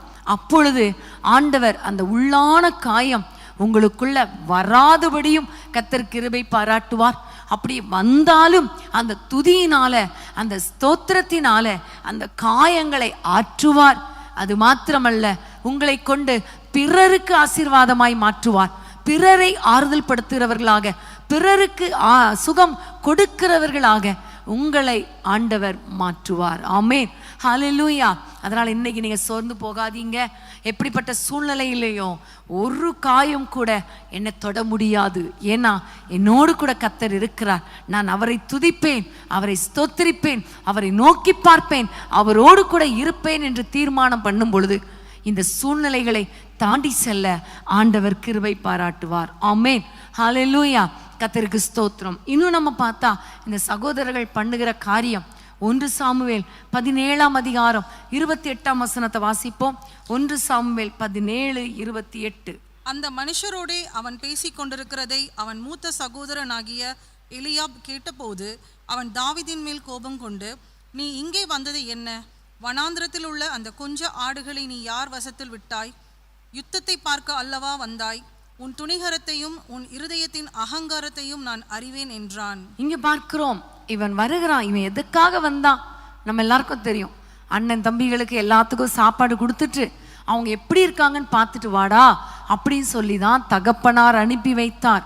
அவன் அவர்களுக்காக எல்லாவற்றையும் கொண்டு வந்து கொடுப்பதற்காக வரும் பொழுதுதான் இந்த பார்க்கிறோம், ஒரு யுத்தம் நடைபெறுகிறதை பார்க்கிறான். கோலியாத்தை பார்க்கிறான், கோலியாத்தின் வார்த்தைகளை கேட்கிறான்.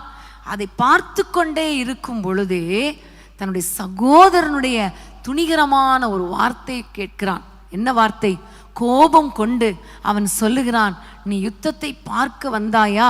உன் துணிகரத்தை அறிந்திருக்கிறேன், உன் அகங்காரத்தை, இருதயத்தின் அகங்காரத்தை அறிந்திருக்கிறேன் என்று அவன் சொல்லுகிறான். இதெல்லாம் பார்த்தீங்கன்னா காரணம் இல்லாமல் கோபப்படுறது இல்லையா? இவன் வந்தது வேற நோக்கம், தூக்கிட்டு வந்தான். ஆனா வந்த இடத்துல கோலியாத்தை பார்க்கிறான். இவன் எப்படி இப்படி பேசுறானே, இவன் நிந்திக்கிறானே என்று அவன் பார்த்து கொண்டு பேசிக்கொண்டே இருக்கும் பொழுது அவங்களோட அண்ணனுக்கு கோபம் வந்து, நீ ஏன் இங்க வந்த? உன்னுடைய துணிகரத்தை நான் பார்க்கிறேன், அறிந்திருக்கிறேன், உன்னுடைய இருதயத்தின் அகங்காரம் அப்படி இப்படின்னு பயங்கரமா திட்டுறதை பார்க்கிறோம்.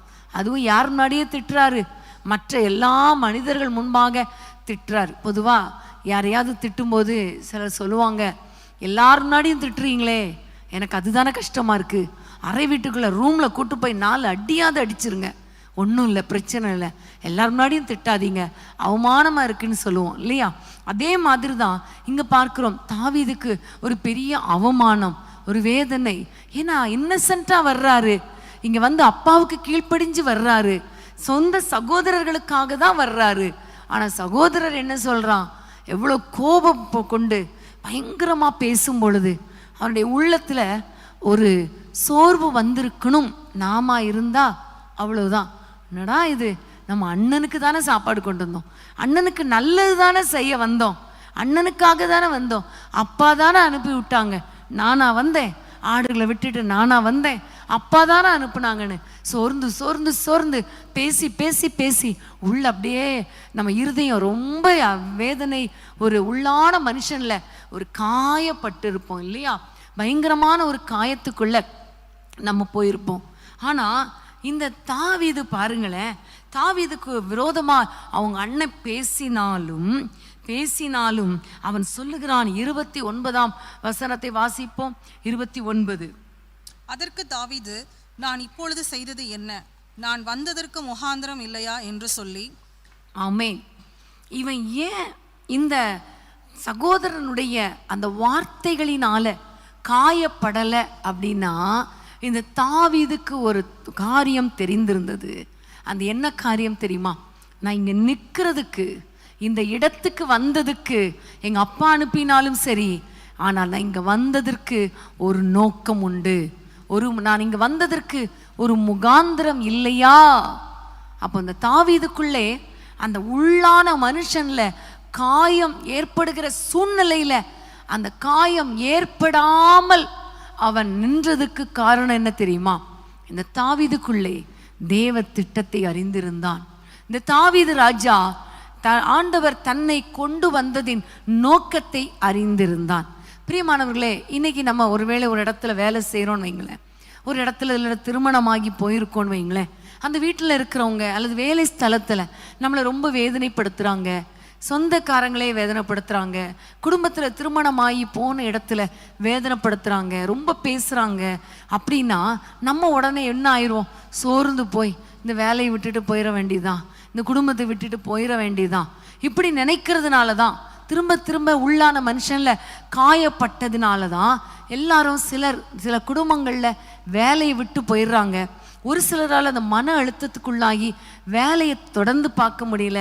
இன்னைக்கு ஒரு சகோதரி சாட்சி அனுப்பியிருந்தாங்க இல்லையா, அதே மாதிரி சில மனிதர்களுடைய வார்த்தைகளினால காயப்பட்டு ஊழியத்தை விட்டுட்டு கூட நம்ம போயிடுறோம்ப்பா, வேண்டாம், இந்த வார்த்தையை நான் கேட்கணுமா, இந்த வார்த்தை எனக்கு தேவையா அப்படின்னு எல்லாத்தையும் விட்டுட்டு நம்ம போயிடுறோம். ஆனால் இந்த தாவீது பாருங்க அப்படி போகலை. காரணம், ஒரு நோக்கம். கர்த்தர் என்னை இந்த இடத்துக்கு கொண்டு வந்ததுக்கு ஒரு நோக்கம், அதே மாதிரி என்னை இந்த ஊழியத்தில் வைத்திருப்பதற்கு ஒரு நோக்கம். நாங்களும் ஆரம்ப ஊழியத்தில் எவ்வளோ வேதனைகள், எவ்வளோ போராட்டங்கள், மனுஷனுடைய வார்த்தைகள், ஆனாலும் அந்த ஊழியத்தை விட்டுட்டு போகலை. காரணம் என்ன, எங்களுக்கு தெரியும் கர்த்தர் ஒரு நோக்கத்தோடு எங்களை அழைத்திருக்கிறார். ஆமென்.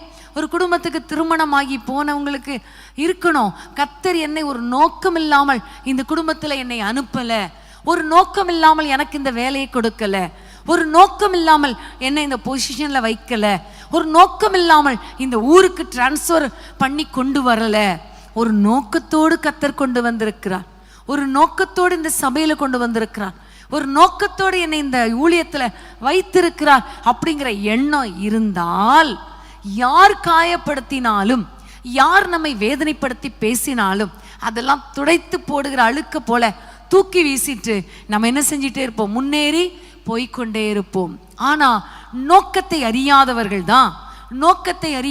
தான் ஏன் எனக்கு இந்த கஷ்டம், ஏன் எனக்கு இந்த போராட்டம், ஏன் எனக்கு இந்த பிரச்சனை என்று சொல்லி புலம்பிக் கொண்டிருப்பார்கள்.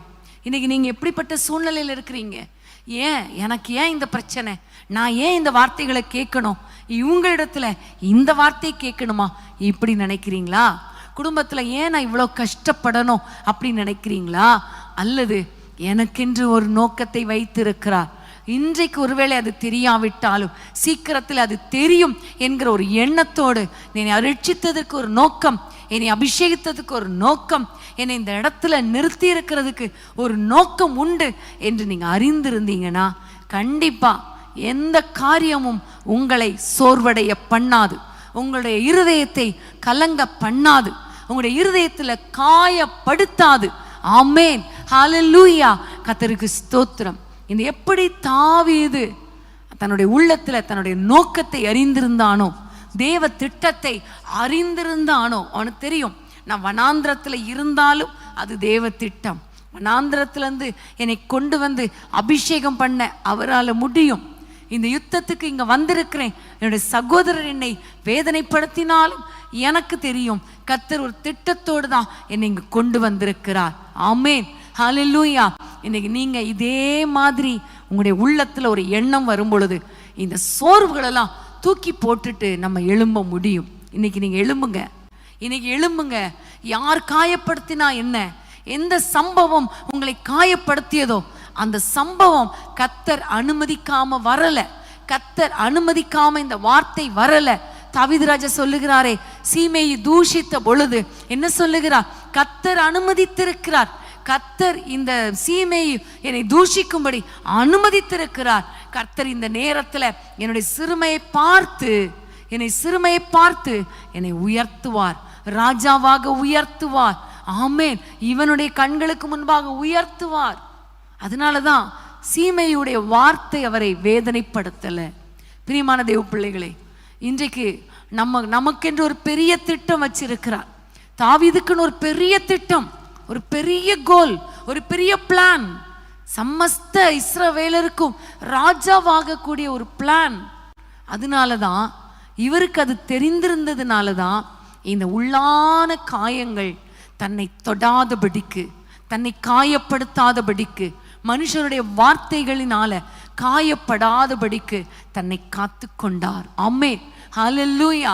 பிரியமான தேவ பிள்ளைகளே, மறுபடியும் நான் உங்களுக்கு சொல்றேன், எந்த மனிதர்கள் உங்களை எப்படி பேசினாலும் பரவாயில்ல, எவ்வளவு கோவப்படுத்தினாலும் பரவாயில்ல, எவ்வளவு கேவலமா பேசினாலும் பரவாயில்ல, எவ்வளவு நிந்தித்தாலும் பரவாயில்ல, உங்க மேல இருக்கிற அபிஷேகத்தை மறந்துடாதீங்க, உங்க மேல இருக்கிற தேவ திட்டத்தை மறந்துடாதீங்க. இந்த தேவ திட்டத்தை நீங்கள் மறந்து போகாத பொழுதுதான் ஆண்டவர் உங்களை கொண்டு பெரிய காரியங்களை செய்ய முடியும். உள்ளான மனுஷன்ல நீங்க சோர்ந்து போக மாட்டீங்க. ஆமென். எப்பக்கத்தில் நெருக்கம் வந்தாலும் நாங்கள் ஒடுங்கி போக மாட்டோம். ஆமென். மனம் முறிவுண்டாக்குகிற வார்த்தைகளை கேட்டாலும் நாங்கள் மனம் மடிந்து போவதில்லை, மனமடிவடைவதில்லை. ஆமென், ஹல்லேலூயா. ஏன்னா எங்களை கொண்டு கர்த்தர் ஒரு பெரிய திட்டம் வைத்திருக்கிறார், எனக்குன்னு ஒரு பிளான் வைத்திருக்கிறார். ஆமென், ஹல்லேலூயா. கர்த்தருக்கு ஸ்தோத்திரம். பிரியமான தேவ பிள்ளைகளே, இந்த ஒரு திட்டம் வைத்திருக்கிறவனை கொண்டுதான் கர்த்தர் பெரிய காரியங்களை செய்ய முடியும். ஆமென், ஹல்லேலூயா. இன்னைக்கு தேவ பிள்ளைகளே, உள்ளான மனுஷன்ல அப்படியே காயப்பட்டு சோர்ந்து பலன் ஒடுங்கி அப்படியே நீங்க படுத்துட்டீங்கன்னா சரீரத்திலும் பலன் போயிடும். உள்ளான மனுஷன் பலவீனப்பட்டா அடுத்தது என்ன செய்யும் தெரியுமா? அது சரீரத்தை அப்படியே உருக்கிவிடும், பலன் குறைந்து போய்விடும். நீங்க எழும்பணும்னு நினைச்சா கூட எழும்ப முடியாது. அதனாலதான் எந்த வார்த்தைகளும் எந்த பிரச்சனைகளும் உங்களுடைய இருதயத்தை பாதிக்க விடவே கூடாது. ஆமென், ஹல்லேலூயா. அடுத்ததாக 1 சாமுவேல் 17ஆம் அதிகாரம் 11ஆம் வசனத்தை வாசிப்போமா? 11ஆம் வசனம்.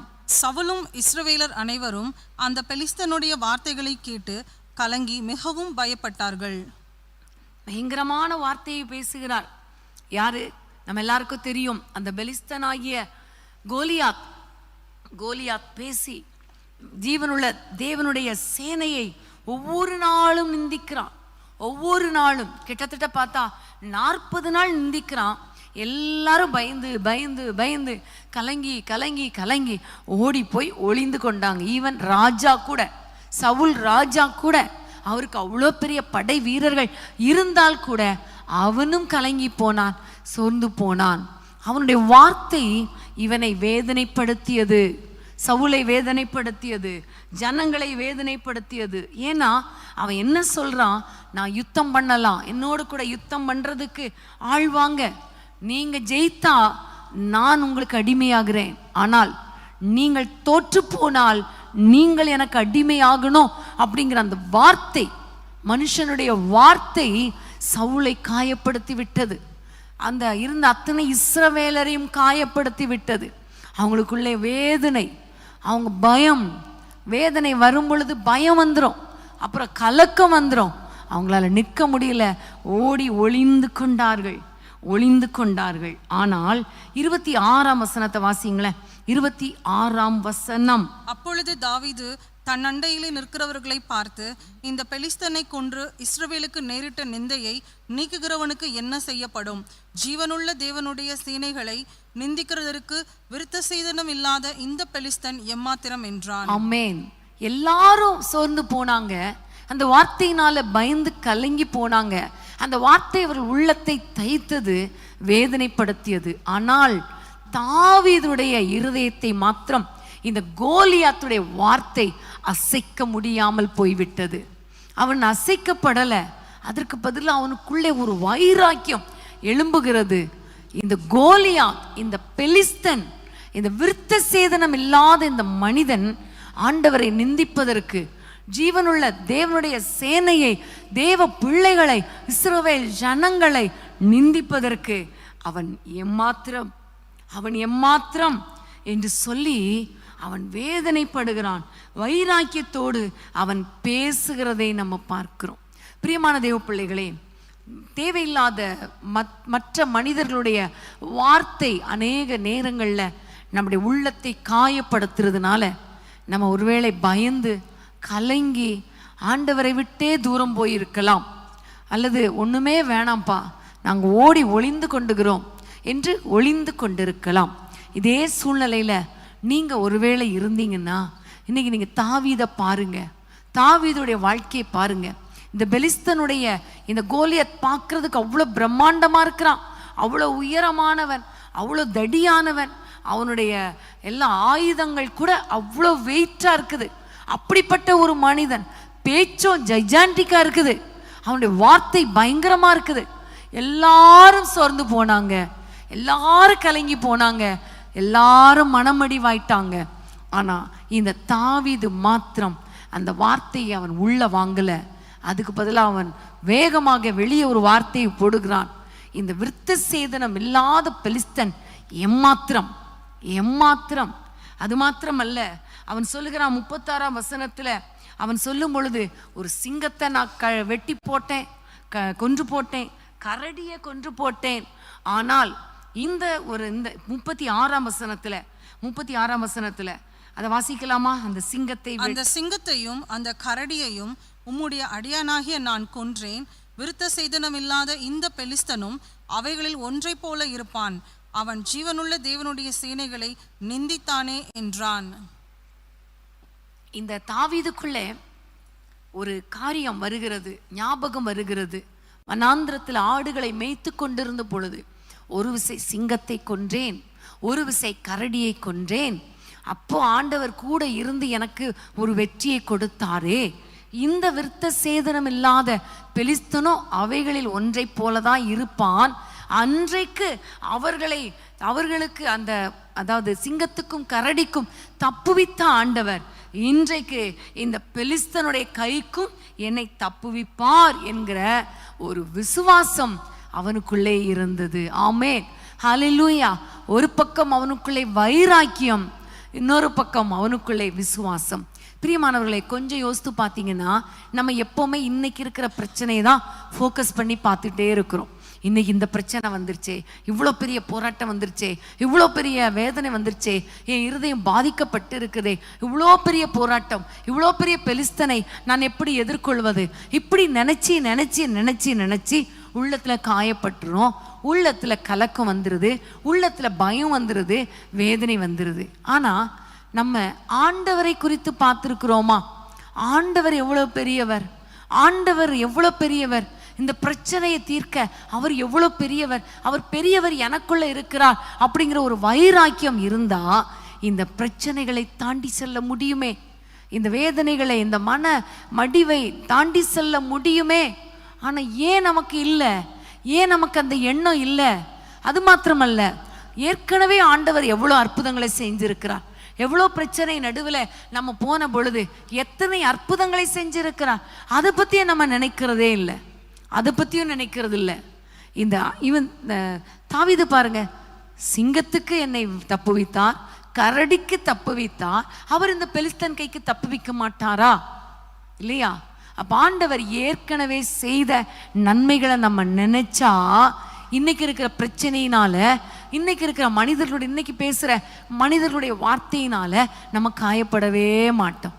எத்தனை பிரச்சனைகளை தாண்டி வந்திருக்கிறோம். யோசித்து பாருங்க, எவ்வளவு வேதனைகள், எவ்வளவு மனமடி உண்டாக்குற வார்த்தைகள், எத்தனை மனிதர்கள் நமக்கு விரோதமா வந்தாங்க, எத்தனை போராட்டங்கள் வந்தது, சத்ரு எத்தனை விதத்துல நமக்கு விரோதமா எழும்பி வந்தான். அவை எல்லாவற்றிலும் ஆண்டவர் நமக்கு அற்புதம் செய்தாரே, அந்த யுத்தத்துல நமக்கு ஜெயத்தை கொடுத்தாரே, சத்துருக்கள் முன்பாக கீழே விடலையே, அவர் தலை நிமிர்ந்து நிற்க பண்ணினாரே.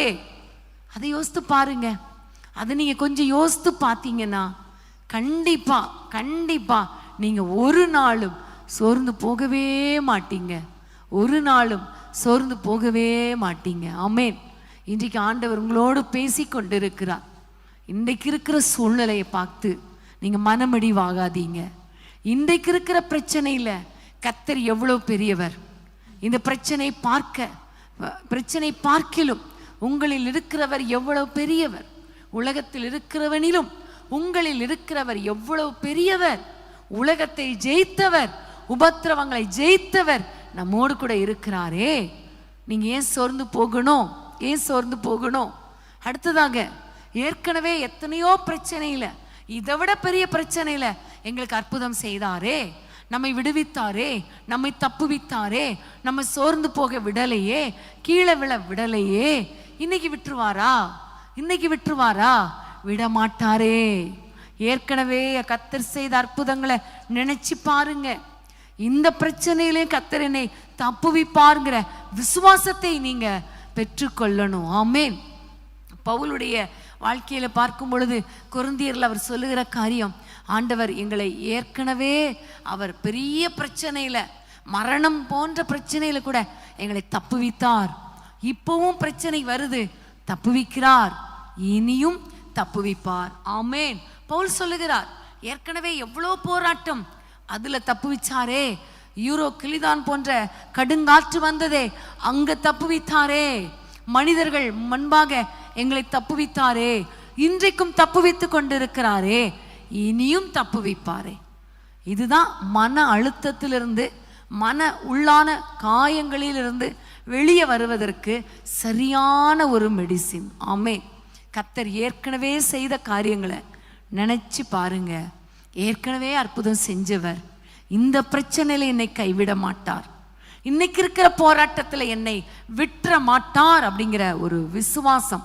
நம்பிக்கையற்ற சூழ்நிலை ஆனாலும், அடையாளமே இல்லாவிட்டாலும் கர்த்தர் தப்புவிப்பார். ஆமென். ஆமென். ஏசாயாவில் சொல்லப்பட்டிருக்கிறது, தாயின் வயிற்றுல தோன்றும் முன்னே கர்த்தர் நம்மை ஏந்தினார், சுமந்தார். இன்னைக்கு வரைக்கும் சுமந்து கொண்டிருக்கிறார், தப்புவித்து கொண்டிருக்கிறார். முதிர் வயதிலும் ஏந்துவார், சுமப்பார், தப்புவிப்பார். இதுதான் நம்முடைய விசுவாசம். இதுதான் விசுவாசம். இன்னைக்கு இருக்கிற பிரச்சனையை கண்டு சோர்ந்து போய் மனமடிவாகி படுத்துறாதீங்க. உங்களுக்குள்ள இருக்கிறவர் பெரியவர். ஆமென். உலக பிரச்சனை காட்டிலும், உலக பிசாசை காட்டிலும், உலக மனிதர்களை காட்டிலும் எனக்குள் இருக்கிறவர் பெரியவர் என்கிற ஒரு வைராக்கியம் உங்களுக்குள்ள இருந்தால் நீங்கள் இந்த சோர்வை தாண்டி செல்ல முடியும். இன்னும் நீங்க, ஆண்டவர் எனக்கு ஏற்கனவே அற்புதம் செஞ்சாரே, இனியும் செய்வார் என்கிற அந்த விசுவாசம், கர்த்தர் ஏற்கனவே செய்த அற்புதங்களை நினைத்து பார்த்து நன்றி செலுத்தி இனியும் அற்புதம் செய்வாருங்கிற அந்த விசுவாசம் உங்களை இந்த சோர்வில் இருந்து எழும்ப பண்ணும். ஆமென். சோர்வில் இருந்து வெளியே கொண்டு வரும். ஆமென். ஹல்லேலூயா. கர்த்தருக்கு ஸ்தோத்திரம். பிரியமானவர்களே, இன்னும் நிறைய காரியங்கள் தாவீதுடைய வாழ்க்கையில இருக்கிறது. இன்னும் ஒரே ஒரு காரியத்தை சொல்லி முடிக்க விரும்புகிறேன். சவுல் உடைய வாழ்க்கையில இந்த வைராக்கியம் இருந்தபடியினால தான் அவனுடைய வாழ்க்கையில அவன் சோர்ந்து போகவில்லை. ஆமென். கர்த்தருக்கு ஸ்தோத்திரம். பிரியமான தேவ பிள்ளைகளே, 1 சாமுவேல் 18ஆம் அதிகாரம் 8-9 நீங்க வாசிங்க. 1 சாமுவேல் 18:8-9. அந்த வார்த்தை சவுலுக்கு விசனமாயிருந்தது.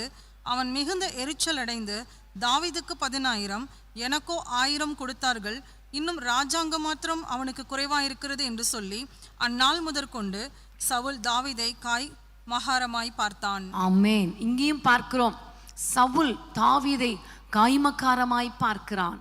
அதாவது அவனுடைய சகோதரர்களும் காய்மக்காரமாய் பார்த்தார்கள், சவுல் ராஜாவும் அவனை காய்மக்காரமாய் பார்த்தார்கள் என்று பார்க்கிறோம். ஆனாலும் தாவீது கர்த்தருக்குள் தன்னை பலப்படுத்தி கொண்டது மாத்திரமல்ல, அபிஷேகத்துல நிரம்பி ஜெபிக்கிறவனாய் இருந்தான். இந்த காய்மக்காரமாய் பார்த்தவனுடைய சுகத்துக்காக இந்த தாவீது ஆண்டவரை நோக்கி விண்ணப்பம் பண்ணினான், சுரமண்டலம் வாசித்தான் என்று பார்க்கிறோம் இல்லையா? அப்போ காயங்களிலிருந்து எப்படி நம்ம வெளியே வருவது என்றால், நம்மை காயப்படுத்துகிறவர்களுக்காக ஜெபிக்கணும். காயப்படுத்துகிறவர்களுக்கு ஏதோ ஒரு விதத்துல உதவி செய்யும் பொழுது கண்டிப்பா ஆண்டவர் இந்த காயத்திலிருந்து வெளியே வருவதற்கு கர்த்தர் உதவி செய்வார். ஆமென், ஹல்லேலூயா. பிரியமானவர்களே, சவுலை தாவீதை கொலை செய்வதற்காக சவுல் திரும்ப திரும்ப திரும்ப நிறைய விதத்துல வந்து கொண்டே இருந்தான். ஒரு பக்கம் பார்த்தா ஈட்டிய கையில வச்சுட்டு குத்துறதுக்கு பார்த்துட்டு இருந்தான். இன்னொரு பக்கம் இவன் வனாந்திரத்தில் இருக்கிறான் என்று கேள்விப்பட்டு தாவீதை பின்தொடர்ந்து போனான். இன்னொரு பக்கம் சீப் வனாந்திரத்தில் இருக்கிறான் என்று கேள்விப்பட்டு அங்கேயும் பின்தொடர்ந்து போனான். ஆனால் எவ்வளவு பின்தொடர்ந்தாலும் இவன் தாவீது ஓடிட்டே இருக்கிறார் இல்லையா? ஓடிட்டே இருக்கார். ஈட்டியை வச்சிட்டு இருந்தாரு, இவர் விலகி தப்புவித்து ஓடி போயிட்டாரு. வனாந்திரத்தில் இருக்கிறாரு, இவர் ஓடி போய் வனாந்திரத்தில் இருக்கிறாரு. சவுல் பின்தொடர்ந்து வருகிறாரு, அப்பவும் ஓடிட்டே இருக்கிறாரு. சீப் வனாந்திரத்துல ஓடிட்டு இருக்காரு, எல்லா பகுதியிலும் ஓடிட்டு இருக்காரு, கெபிகளுக்குள்ள ஒளிஞ்சிட்டு இருக்காரு. இருதயம் எவ்வளவு வேதனையா இருக்கும் இல்லையா? சத்துரு தொடர்ந்து விடாமல் அவனை தொடரும் பொழுது எவ்வளவு மன அழுத்தம், எவ்வளவு வேதனை. குடும்பத்தை விட்டுட்டு, பிள்ளைங்களை விட்டுட்டு, எல்லாரையும் ஒவ்வொரு இடத்துல விட்டுட்டு இவர் தாவீது ஓடுறாரு, ஓடிக்கிட்டே இருக்காரு. எவ்வளோ கஷ்டம். இன்னைக்கும் நீங்க சத்துருக்களால, பொல்லாத மனிதர்களால, வீட்டாரே சத்துருன்னு சொல்ற மாதிரி நீங்க என்ன செஞ்சாலும் அதுல குற்றம் கண்டுபிடித்து உங்களை விடாம துரத்திட்டு இருக்காங்களா? அது நிமித்தம் உங்களுடைய உள்ளான மனுஷன்ல காயத்தோடு கூட இருக்கிறீங்களா? தாவீது இந்த காயத்தை எப்படி மேற்கொண்டார்? இந்த உள்ளான மனுஷன்ல காயம் வராதபடிக்கு அதை எப்படி மேற்கொண்டார் நீங்க பார்த்தீங்கன்னா, சவுல் எவ்வளவு ஈட்டியை வச்சிட்டு அவன் துரத்தினாலும் இந்த தாவீது சுரமண்டலத்தை பிடித்து அவனுக்கு ஒரு நன்மையை செய்தான். ஆமென். இன்னொரு பக்கம் கெபியில் இருக்கும் பொழுது அந்த பக்கம் தாவீது, இந்த பக்கம் சவுல். அந்த சால்வையை வெட்டினா கூட அவன் சொல்லுகிறான், கர்த்தர் அபிஷேகம் பண்ணின சவுல் மேல கை போட மாட்டேன். அவன் கூட இருந்தவங்கலாம் சொல்றாங்க, நீங்க கொன்னுரு, சவுல்வனை விடாம துரத்துறானே, பக்கத்துல தான் இருக்கான், யாருமே இல்லை, வெட்டி போட்டுரு. இன்னொரு பக்கம் துரத்தும் பொழுது எல்லாரும் படை தளபதிகள் எல்லாரும் தூங்குறாங்க, வெட்டி போட்டுரு கூட இருந்தவங்க சொன்னாங்க. ஆனா தாவீது பாருங்க, சத்துருக்களை வெட்டி போடல, சத்துருக்கள் செய்த காரியத்துக்கு பதில் செய்யல, ஆனா அவங்களுக்கு நன்மையை செஞ்சான். சவுலே சொல்றாரு, என் மகனே, நான் உனக்கு தீமை செஞ்சேன், ஆனா நீயோ எனக்கு நன்மை செய்தாய். ஆகையால் நீ மென்மேலும் பலப்படுவாய், நீ ஆசீர்வாதமாய் இருப்பாய், ராஜ்யபாரம் உன் கையில் வரும், நீ ஸ்திரப்படுவாய், நீ ராஜாவாவாய் என்று ஆசீர்வதிக்கிறத பார்க்கிறோம். எந்த மனிதன் துரத்தினானோ அதே மனிதன் ஆசீர்வதித்தான். பிரியமான தேவ பிள்ளைகளே, மனுஷர்கள் உங்களை காயப்படுத்தும் பொழுது, உங்களை தொடர்ந்து வரும் பொழுது, எரிச்சல், காய்மக்காரம், பொறாமையினால தேவையில்லாத காரியங்களை பேசும் பொழுது, அந்த சத்துருக்களை ஆண்டவர் என்ன சொல்லியிருக்கிறார் தெரியுமா? மத்தேயு 5ஆம் அதிகாரத்துல கைகளை உயர்த்தி அவங்களை ஆசீர்வதிங்கன்னு சொல்லியிருக்கிறார். அவங்களுக்கு நன்மை செய்யுங்கன்னு சொல்லியிருக்கிறார். அவங்களை துன்பப்படுத்தினாலும் நன்மை செய்யுங்கன்னு சொல்லியிருக்கிறார். இப்படி நன்மை செய்யும் பொழுது, நம்ம நன்மை செய்ய அந்த உள்ளான மனுஷன்ல காயங்கள் வராது, மாறாக அந்த காயங்களிலிருந்து நம்ம வெளியே வந்து, அது மாத்திரமல்ல, அதே மனிதர்களுக்கு முன்பாகவே ஆண்டவர் நம்மை உயர்த்துவார். அந்த சவுல் கண்களுக்கு முன்பாக உயர்த்தினாரே, அப்படிதான் உங்களை உயர்த்துவார். ஆனா அவங்க துரத்துறாங்களேன்னு நீங்க ஓடிட்டீங்கன்னா கண்டிப்பா அதனால நீங்க சோர்ந்து போயிருவீங்க. அது மாத்திரமல்ல, அந்த சத்துருக்களுக்கு பதில் ஏதாவது தீமை செய்யணும்னு நினைச்சாலும் ஆண்டவர் உங்களை அந்த ஆசீர்வாதத்தை உங்களுக்கு கொடுக்க மாட்டார். மாறாக உள்ளான மனுஷன்ல இன்னும் தான் காயம் வந்துட்டு இருக்கோம்.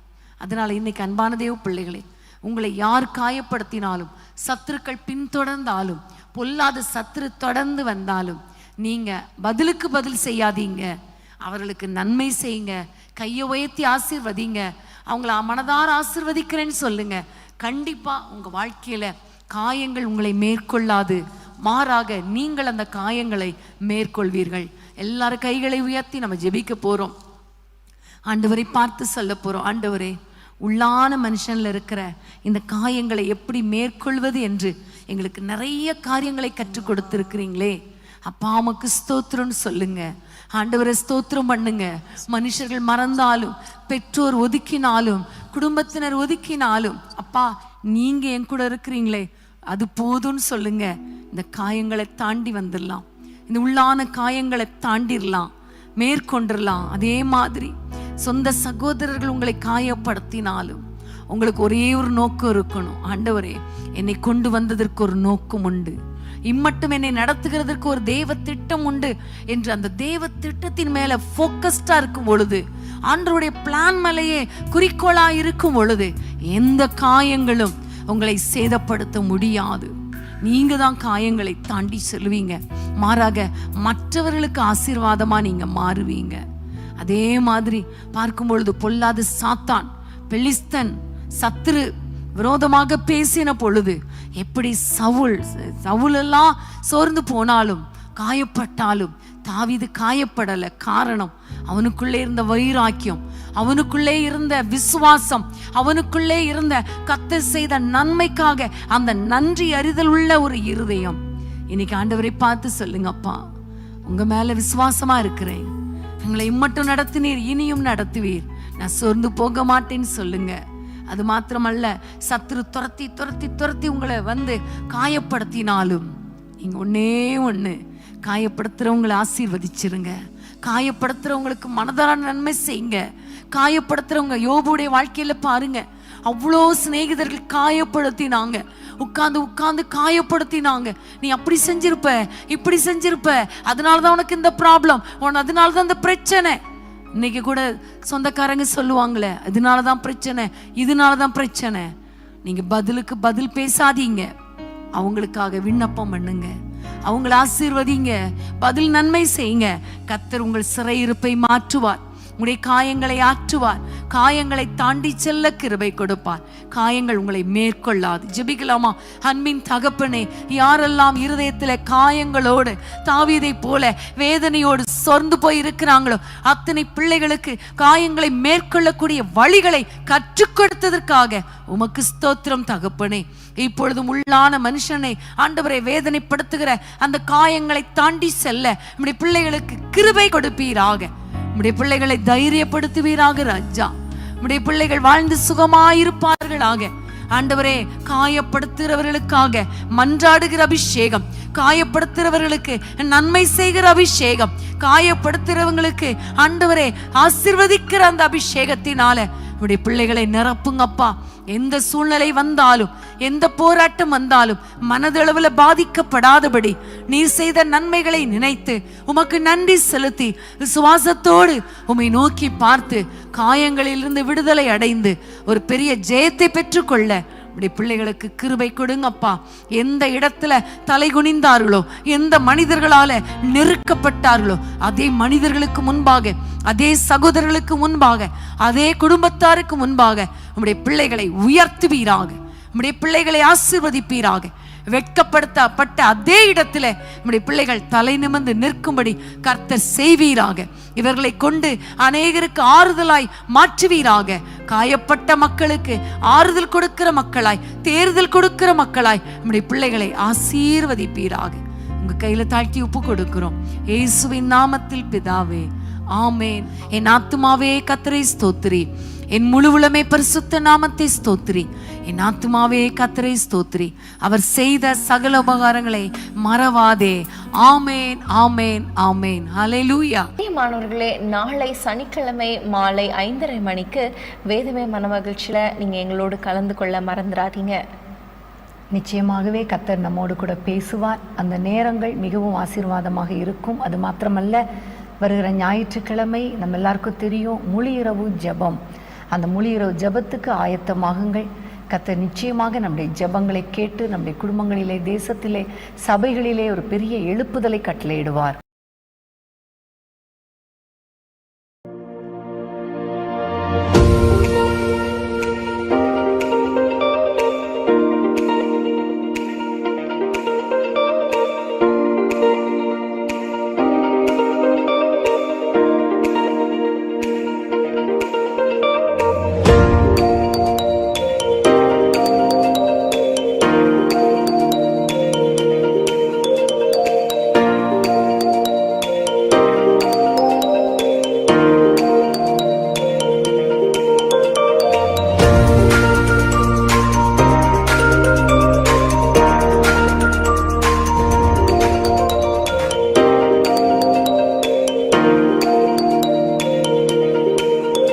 அன்பான தேவனுடைய பிள்ளைகளே, இச்செய்தி உங்களுக்கு மிகுந்த ஆசீர்வாதமாக இருந்ததென்று நாங்கள் நம்புகிறோம்.